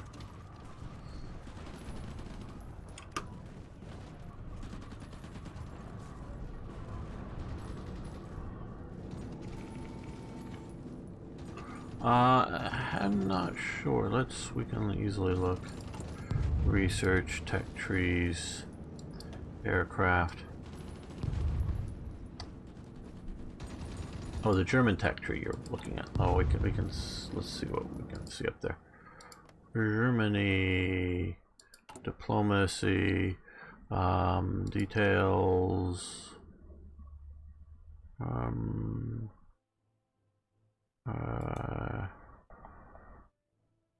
I don't know, can we see their tech tree?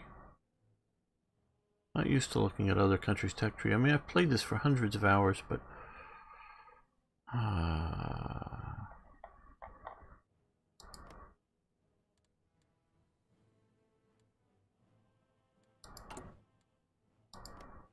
well, I don't know that I can easily. Arno? If you know the buttons to click, you can tell me. I'll go in and look at it. But I don't know, other than switching over, opening up and switching over and looking at the country. Obviously, that's quite doable. But Achtung. Zuhören. you can always assign aircraft automatically. Each general less micromanagement or partially. Yeah. Definitely. Right now, my problem is because I am not in the same faction as the Ukraine. I can't send air units into the Ukraine, so that is a little bit of a problem. It's not maybe a major problem, but it is a problem.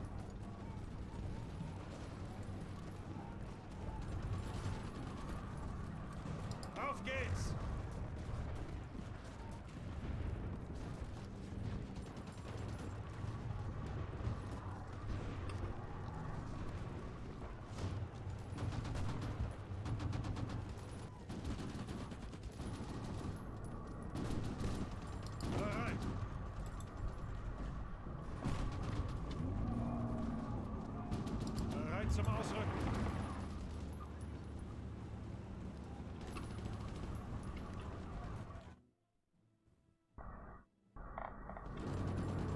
Oh good, and we've got to there. Very nice.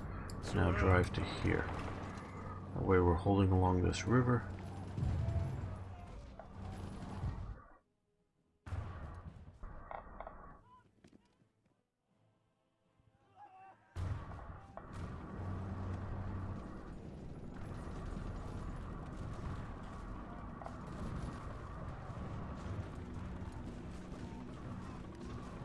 Yeah, they're Latvia and Ukraine are part of the Middle Europe faction, where we're in our own faction. So, as Austria.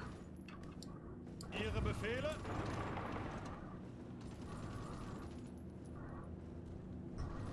We are ally, or we are co-belligerents, or whatever you want to call that.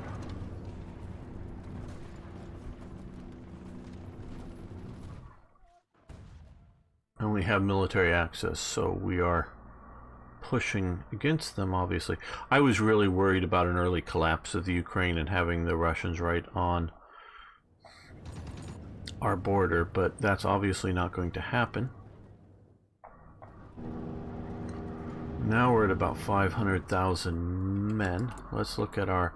Okay, we've got lots and lots of infantry equipment, so we're going to start again to build more infantry divisions. And let's put them location here.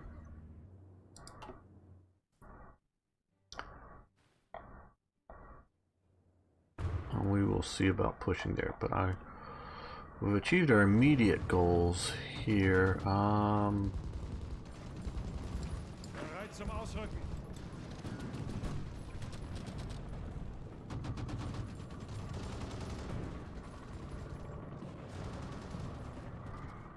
But we have the manpower, and it would better not. It's better not Befehle? to. Oh, okay. No. All of you guys, come down here instead, so I could see this being cut off.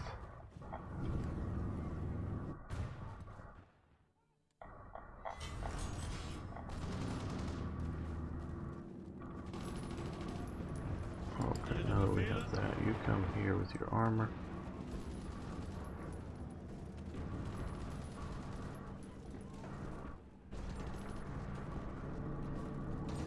Ihre Befehle? And more civil factories are available to produce more military factories. That will be useful. That will be useful. And we now can produce... well, we are producing more motorized, more trucks basically, and more light tanks than we're using up, but we still have a deficiency there, so... I think we are just going to look at more motorized, and we'll do 2 more factories of that.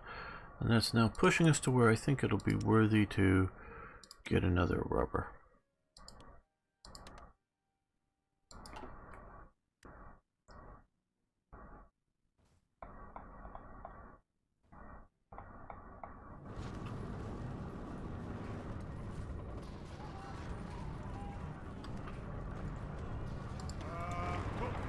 Drive to there, cut them off. I know it doesn't cut them off entirely, but...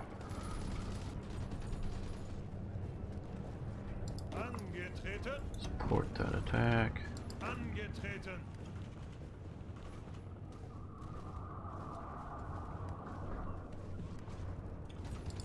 One of you, the better shaped one of you, support that attack.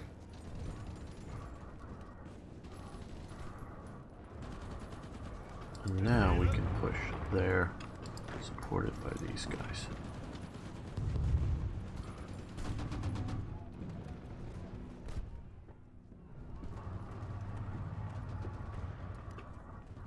Achtung.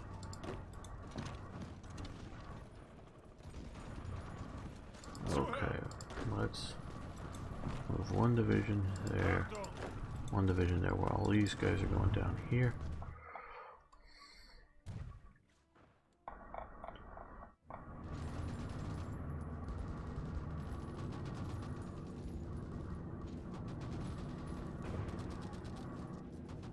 You're not wrong about investing in better destroyers. It's just, well, we haven't been investing much in the Navy at all, so, and the limited amounts of investment have been, of course, going Ihre for, Befehle?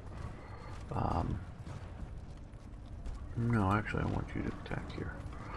Submarines. Achtung!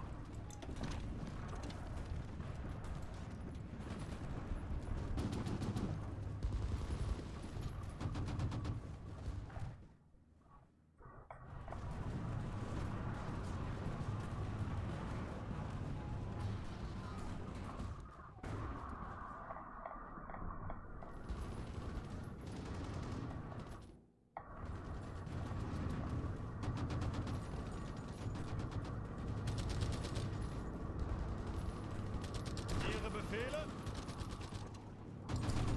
Ausrücken! I don't want to lose Petrograd. Good. You're back in there.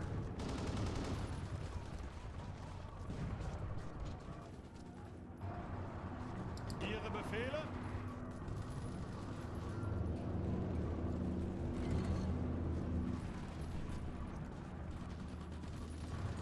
Zuhören!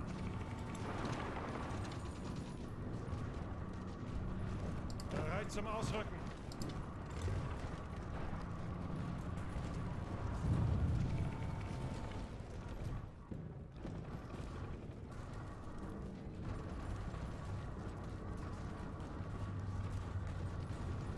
Angetreten!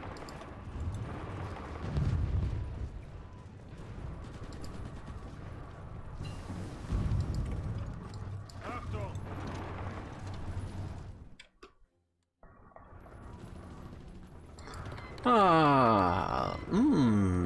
Minion of India wants to give us some trucks. Great, we'll take that. That will help us out. Now,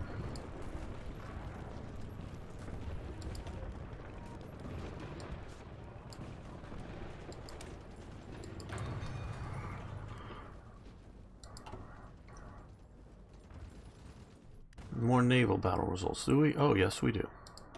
Okay, well, we lost 2 aircraft, sinking 4 destroyers. And we lost one of our submarines there.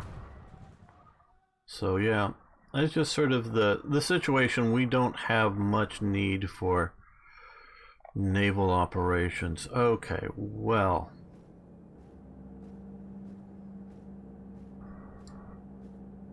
Bereit! Let's attack here. Ausrücken! And let's grab all of these Befehle! and attack here. Can we overwhelm them? Can Julius Rengel lead us to victory?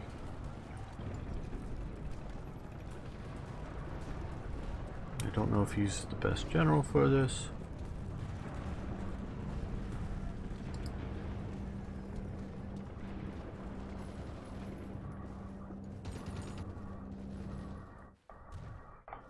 I'm seeing lots of France falling. We want to get our part of Italy here.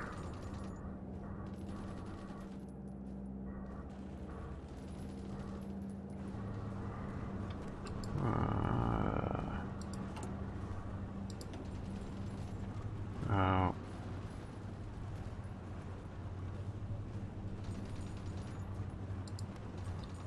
Okay, here.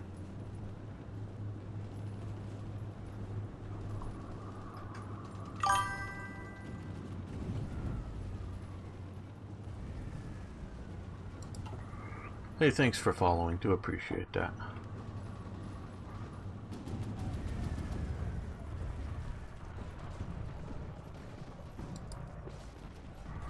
Attacking with only 4 divisions. Put more divisions in. You got lots of divisions. Including nice mountain divisions for attacking, oh, I don't know, in the mountains. Horsey divisions are not best there. I don't know why you used them first. Okay, Bereit!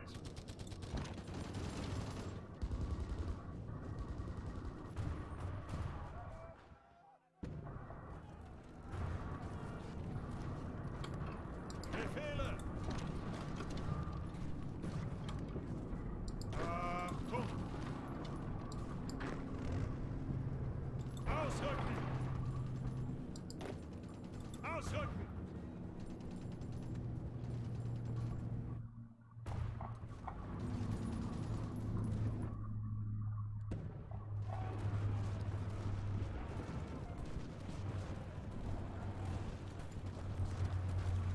Bereit zum Ausrücken! Support that attack.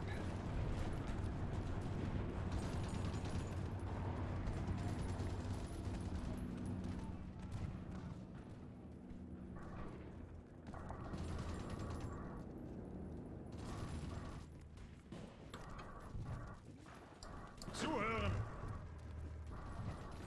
Ausrücken! Achtung! Befehle! Support that attack.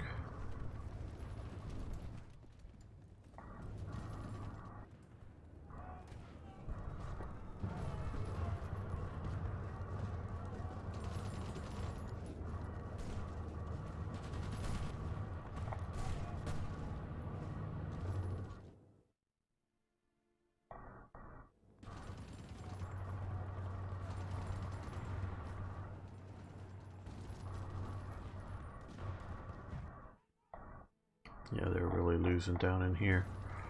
Okay, you guys come to here. Bereit!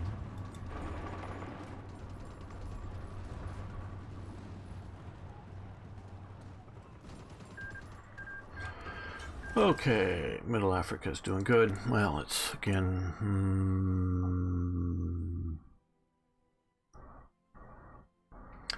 Yeah, I think we're just increasing our trucks.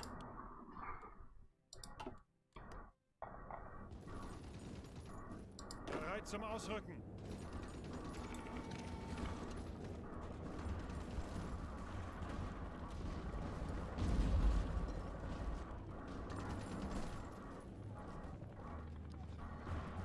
Both worried about this up here being cut off, as well as wanting to use it as a pincer movement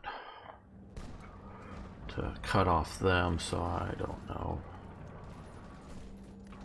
Bereit! Ausrücken! Construction, which should then allow me to do better resource extraction.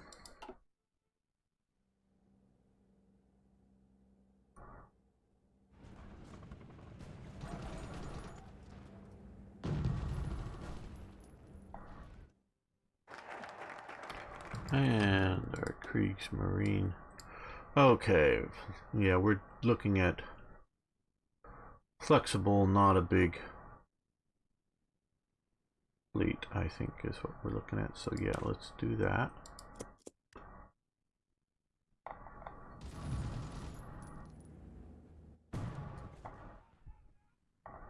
Oh, here are we still not taking it yet?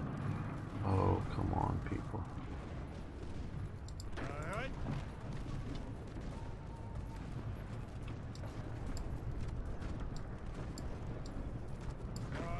Achtung!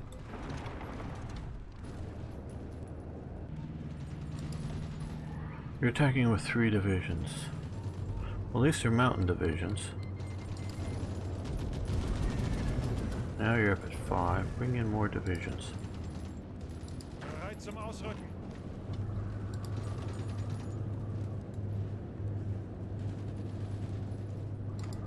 Well, let's take a look at our generals. That's something to do. Okay, you are maxed out, I guess. Ihre You Befehle! can maybe improve. Okay.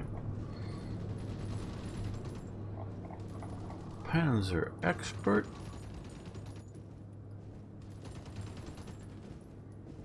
Yeah, let's do Panzer expert. Befehle! Forward interception, that's nice. Okay.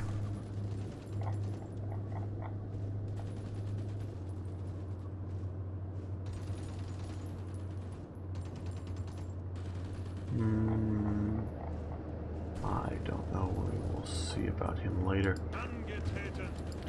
I think maybe it might be his last. Okay. Guerrilla fighter. Yeah, I guess so. Bereit. Okay, infantry. Infantry expert.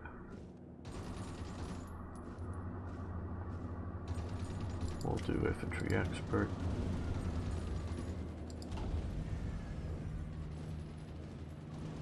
And he can improve.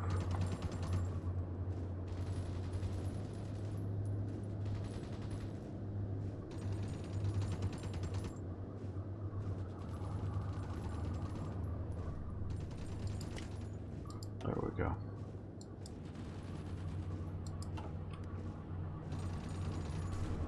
Angetreten. Ihre Befehle? Come on. Got 6 divisions. You can use more. Got some nice new or reinforced mountain troops.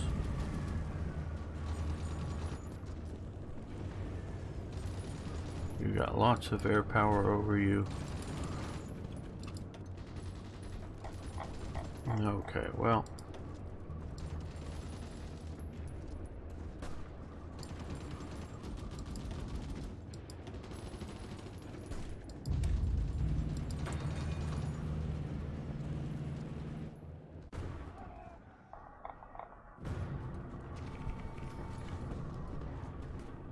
Bereit zum Ausrücken. Come on, we had you nice and big and open front there. Now it's all collapsed. Sure, it's partially my fault, but still. Bereit. Angetreten. Zuhören.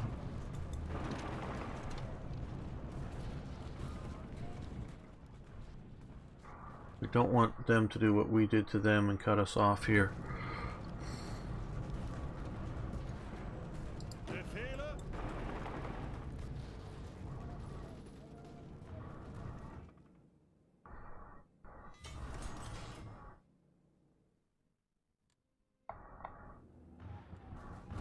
Hey Lum, how you doing?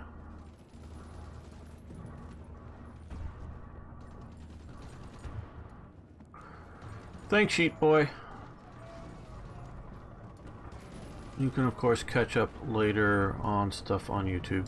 Bereit zum Ausrücken. Anything that you may have missed.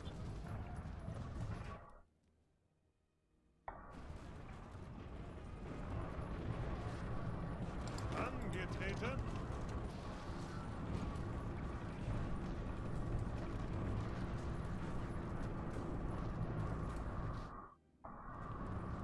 Fucking smashed. Okay, well. Zuhören. Not entirely sure what smashed means, but okay in your context. Bereit.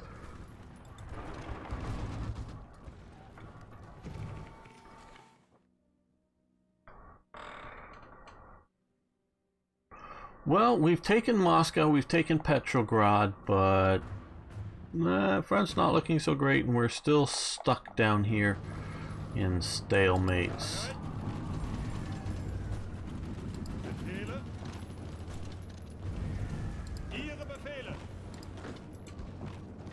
Zuhören. They just can't seem to get it over the line.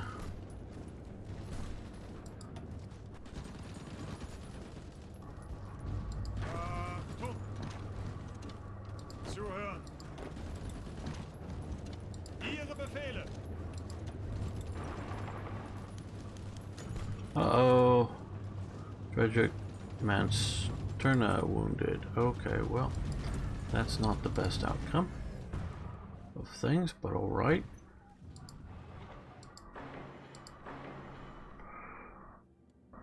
Now, I think, let's look at our size of our... Okay, we have 800 medium tanks.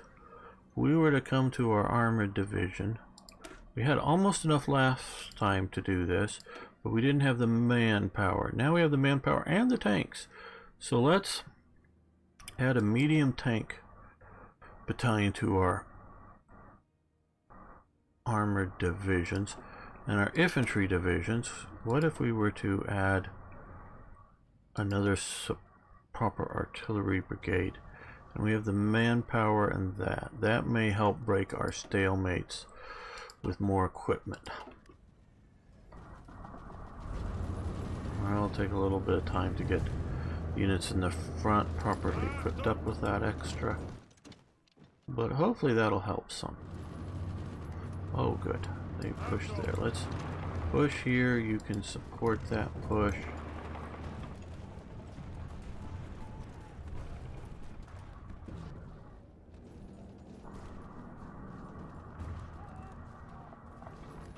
Ihre Befehle?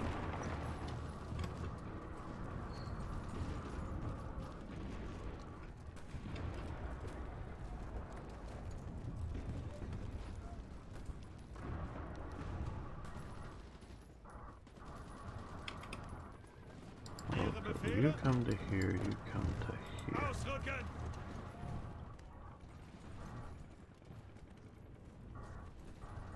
Ah, drunk, okay.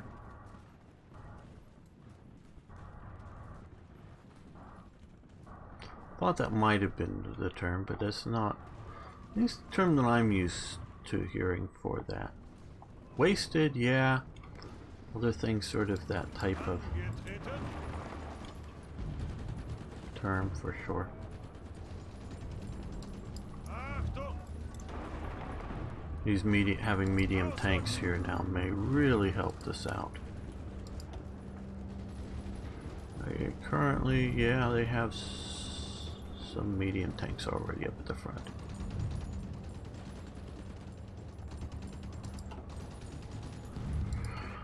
We just didn't have the industrial capacity earlier to properly make them, and then enough numbers to make them useful.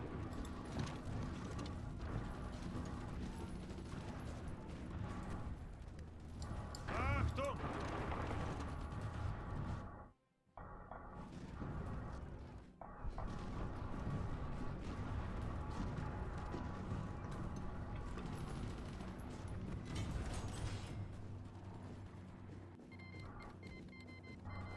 Yeah, ending Lend-Lease. Not surprised. Ausrücken!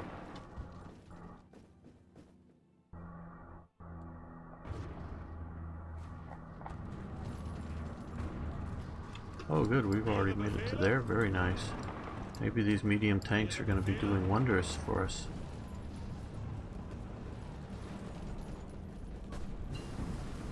Okay.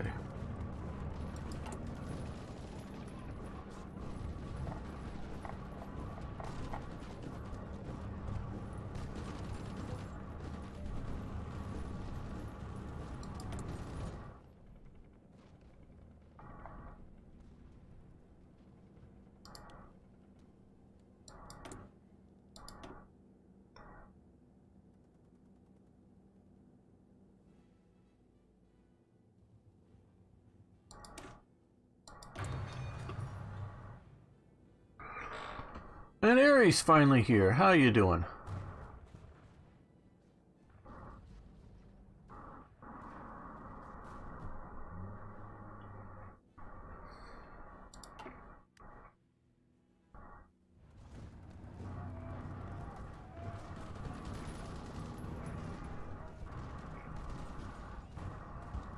Achtung!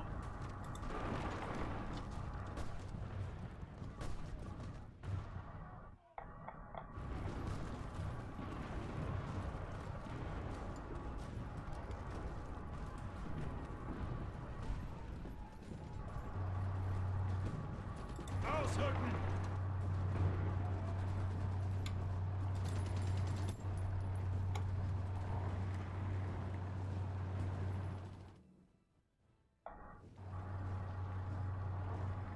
Actually, we just, oh well.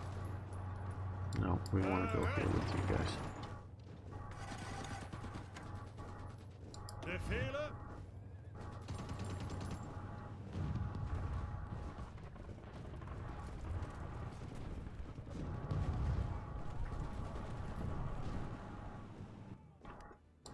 Bereit!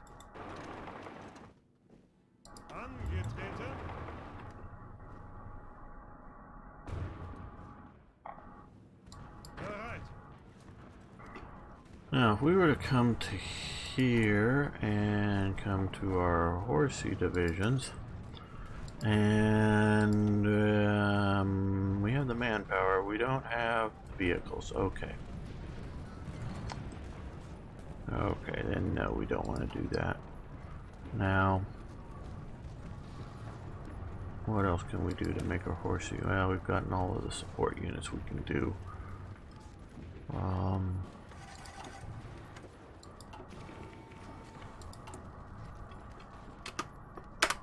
Pause. Ah.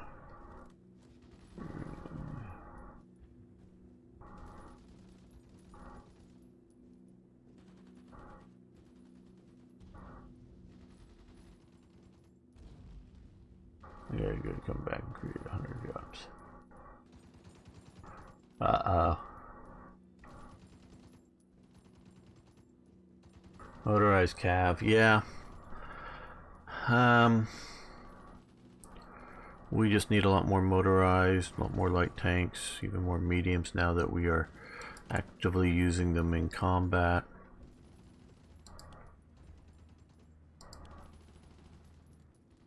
We need more steel.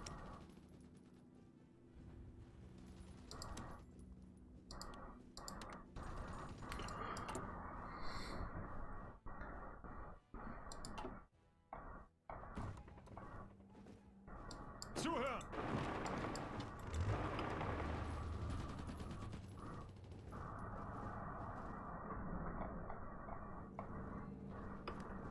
Ihre Befehle?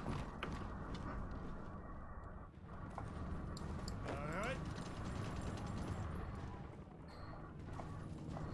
Oh hell, these guys have gotten trapped. Okay, come down this way.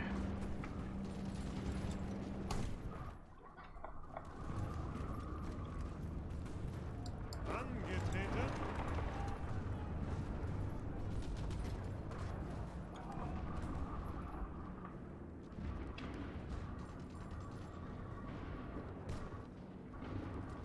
I was worried about that. Befehle?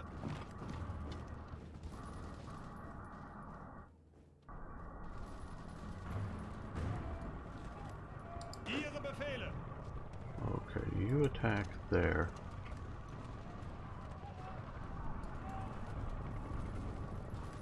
Zuhören!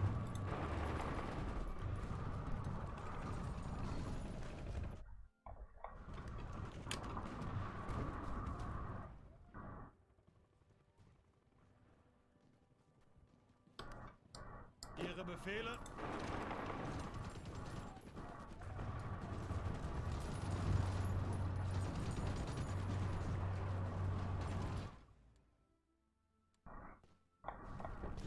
Well, there goes those units. They got cut off and destroyed. Oh damn. Oh well. Let's see what we can grab here and send out there. Ihre Befehle? Zuhören! Put these guys on trains. Let's get them up to here. Ausrücken! Achtung! Angetreten!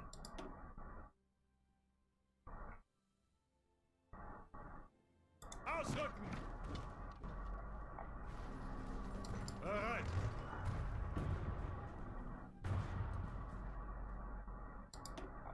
Ausrücken! Okay, that'll help. Let's come here and diplomacy, request forces. Well, let's grab 10 more divisions from you guys. Achtung! Okay, we're gonna deselect you. We're gonna leave the militia here. Take the good stuff. Send them out here. And Romania. request forces.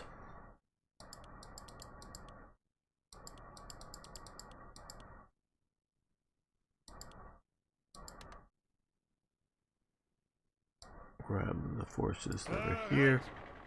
The Romanian one, so we'll get rid of that. Okay.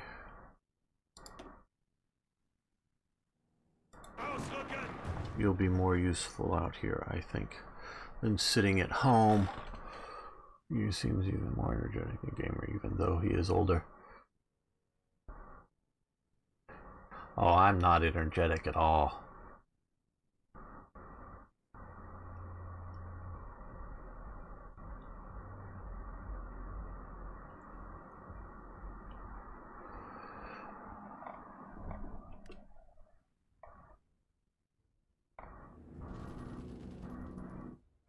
I'm so unenergetic. I'm surprised I wake up in the morning.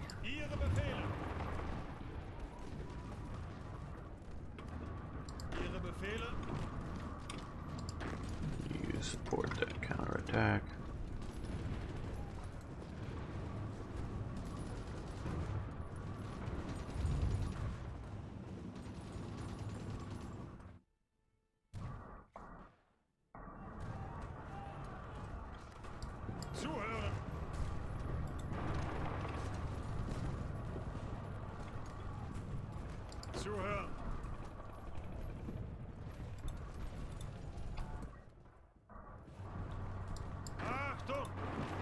Well, you guys come down here.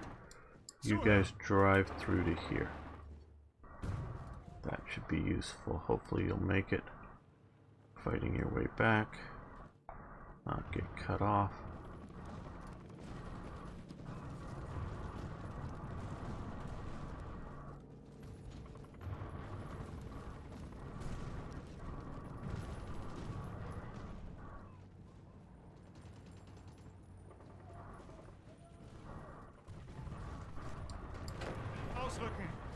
Well, let's form a new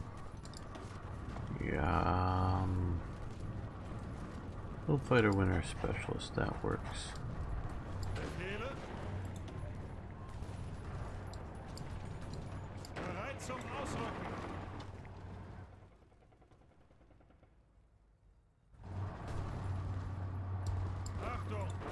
You attack not from the riverside. You guys come here.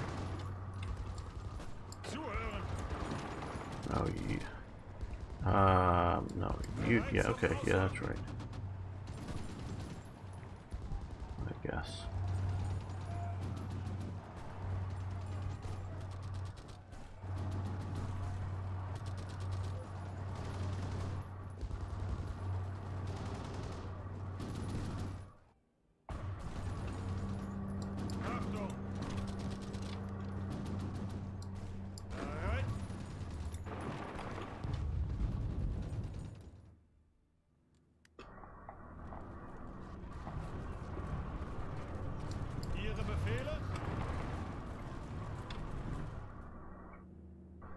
And they push deep into there. Okay, guys, well, we have some more units coming. Okay, good, you're coming up to there. Good.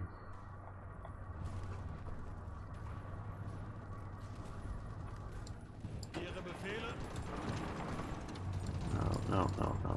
You guys just come to... No, actually, you guys go to here now. Because they're pushing there.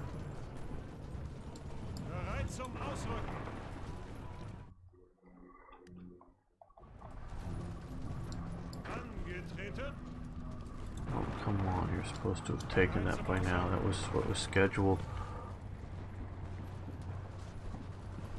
You're... Okay, you've...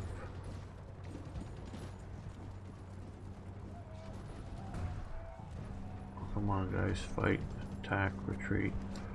Well, we need to come to there.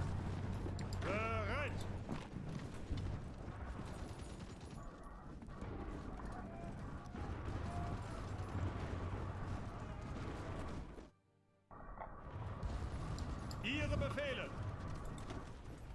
Ausrücken! Bereit zum Ausrücken! Weiter an! Ausrücken!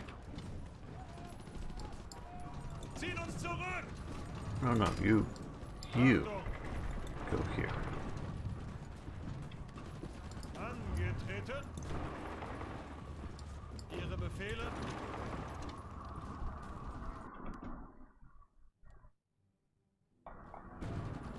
Angetreten! Befehle? And flexible warfare. I think somebody just got wounded. Oh well.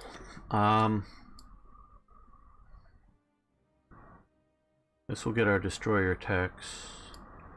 Yeah, let's do that. And we are continuing to mobilize our countryside with more and more weapons production factories.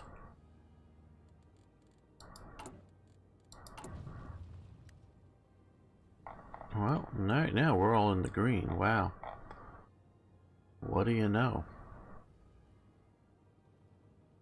Well, since we are, let's add a few more.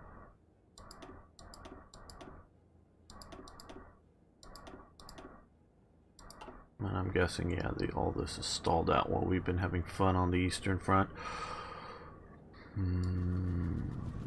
Bereit zum Ausrücken!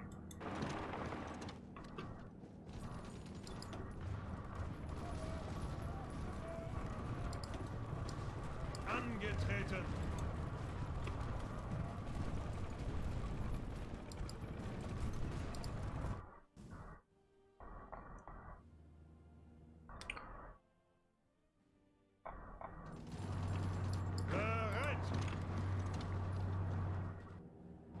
Okay, now that we sort of dealt with that, let's come and deal with these guys. Bereit! Ausrücken! Ausrücken! Befehle?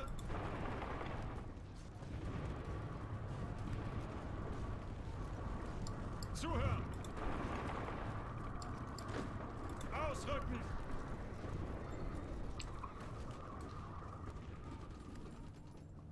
Oh, come on. You're supposed to hold that. Bereit!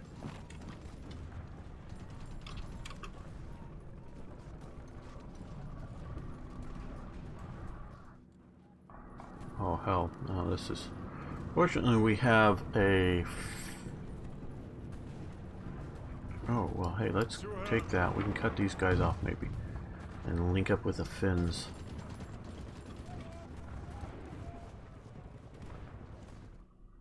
Fortunately, we have a port there, which should keep us supplied well enough. You come down to Petrograd. Looks like they're about ready to fall. No, you don't get to escape. Attack, attack.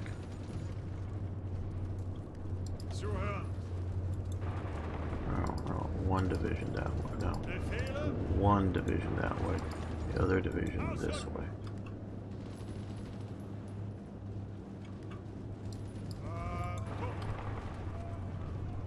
Angetreten! Ausrücken! Befehle!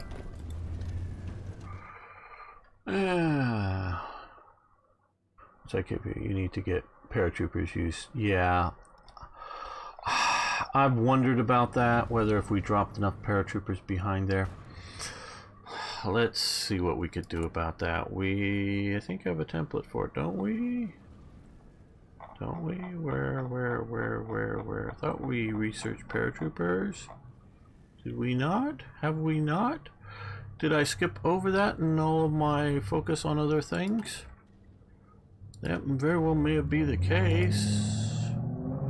Yep, we don't have paratroopers at all. So next tech comes up and we'll research paratroopers. We do have transports. I don't know if enough, but we do have transports. Okay, guys, you guys are going east because I don't think throwing 4 more divisions Zuhören! west is going to help us overly much. Bereit zum Ausrücken! Bereit! Zuhören! Ausrücken! Bereit!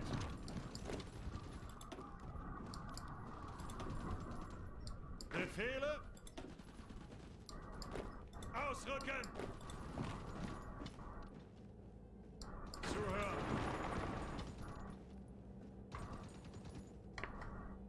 Angetreten! What does this division look like? Okay. Not terribly great, but not terrible either.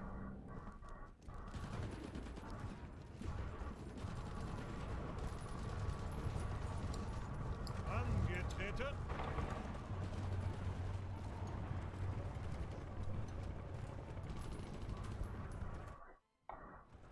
Okay, well, it's saved. I think we saved the Ostrakhan front. Achtung! Bereit zum Ausrücken! Ausrücken! Bereit!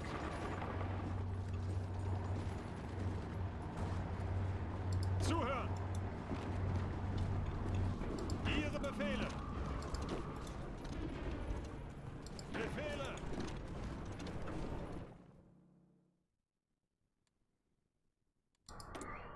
And now that we can, let's come over here and research paratroopers.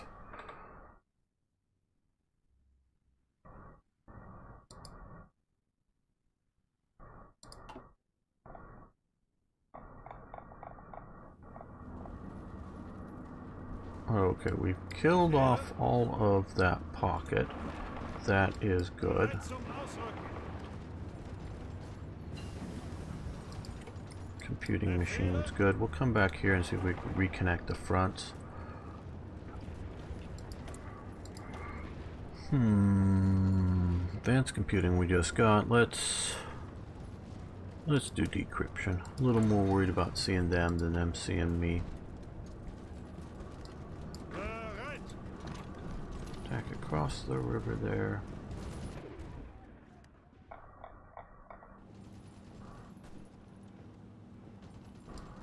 Bereit zum Ausrücken!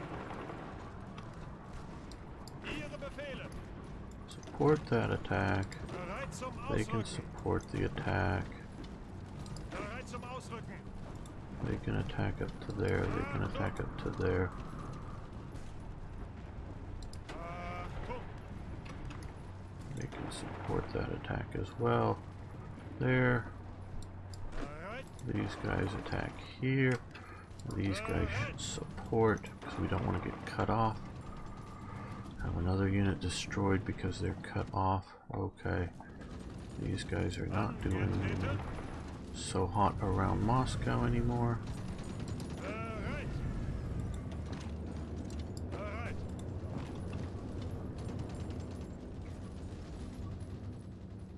Befehle! Counterattack there. Befehle! Attack up to there. Bereit zum Ausrücken!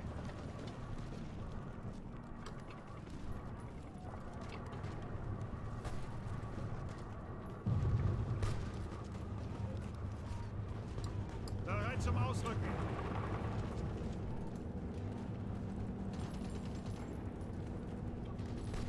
Achtung!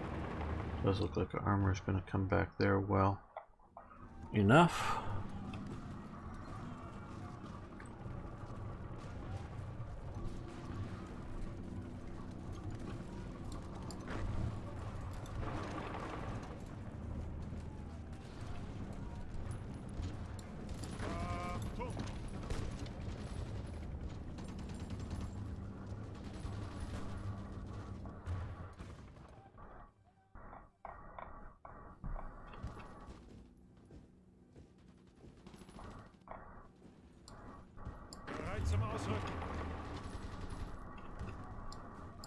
Bereit zum Ausrücken.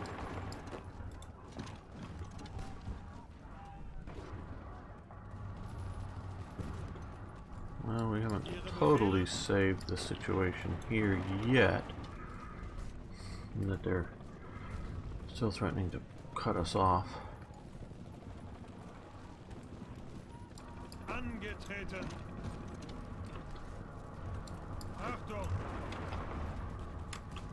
You know what I think I should be doing here is let's see if we can start Lend-Lease. And what I want to do, because I can't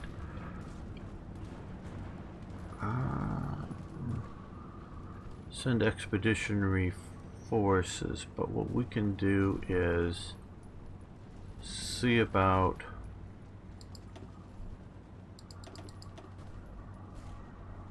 sending some fighters.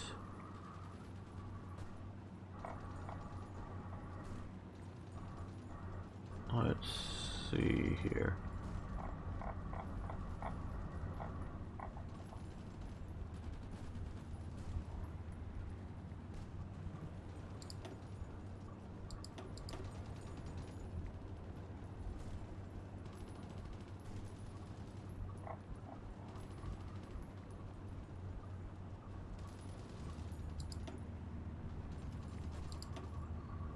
Send some airplanes.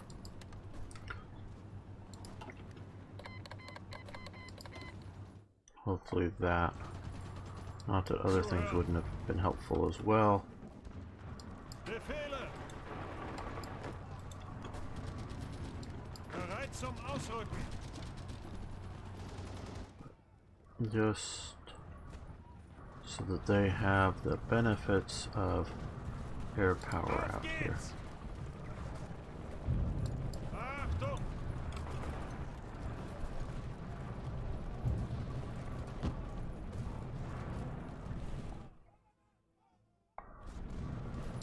Angetreten.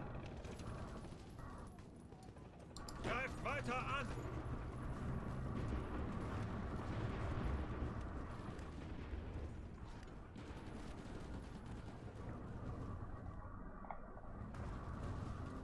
Ausrücken.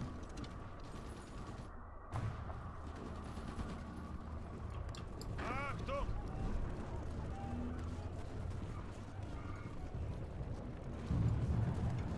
Zuhören.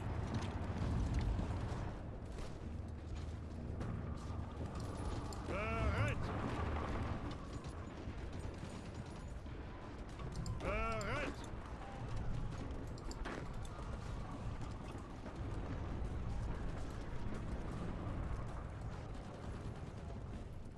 Bereit zum Ausrücken. And they're really pushing down here, aren't they? Okay. You drive to there.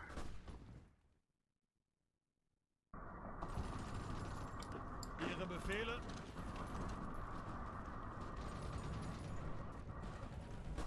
Angetreten.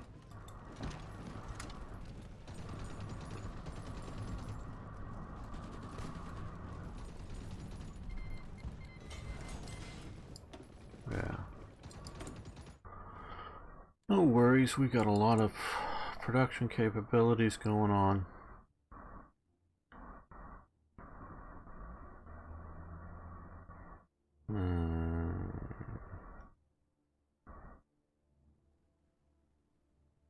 Yeah, I think medium tanks are where it's at. To increase our production and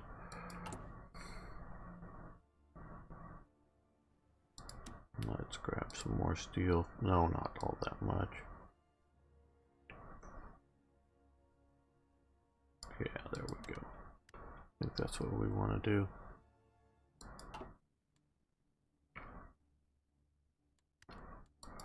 Oh, here's what I want to look at. Okay, so we're 18 days from 10% more resource gain efficiency. That would be nice. Well, I think we're going to save here now. OP.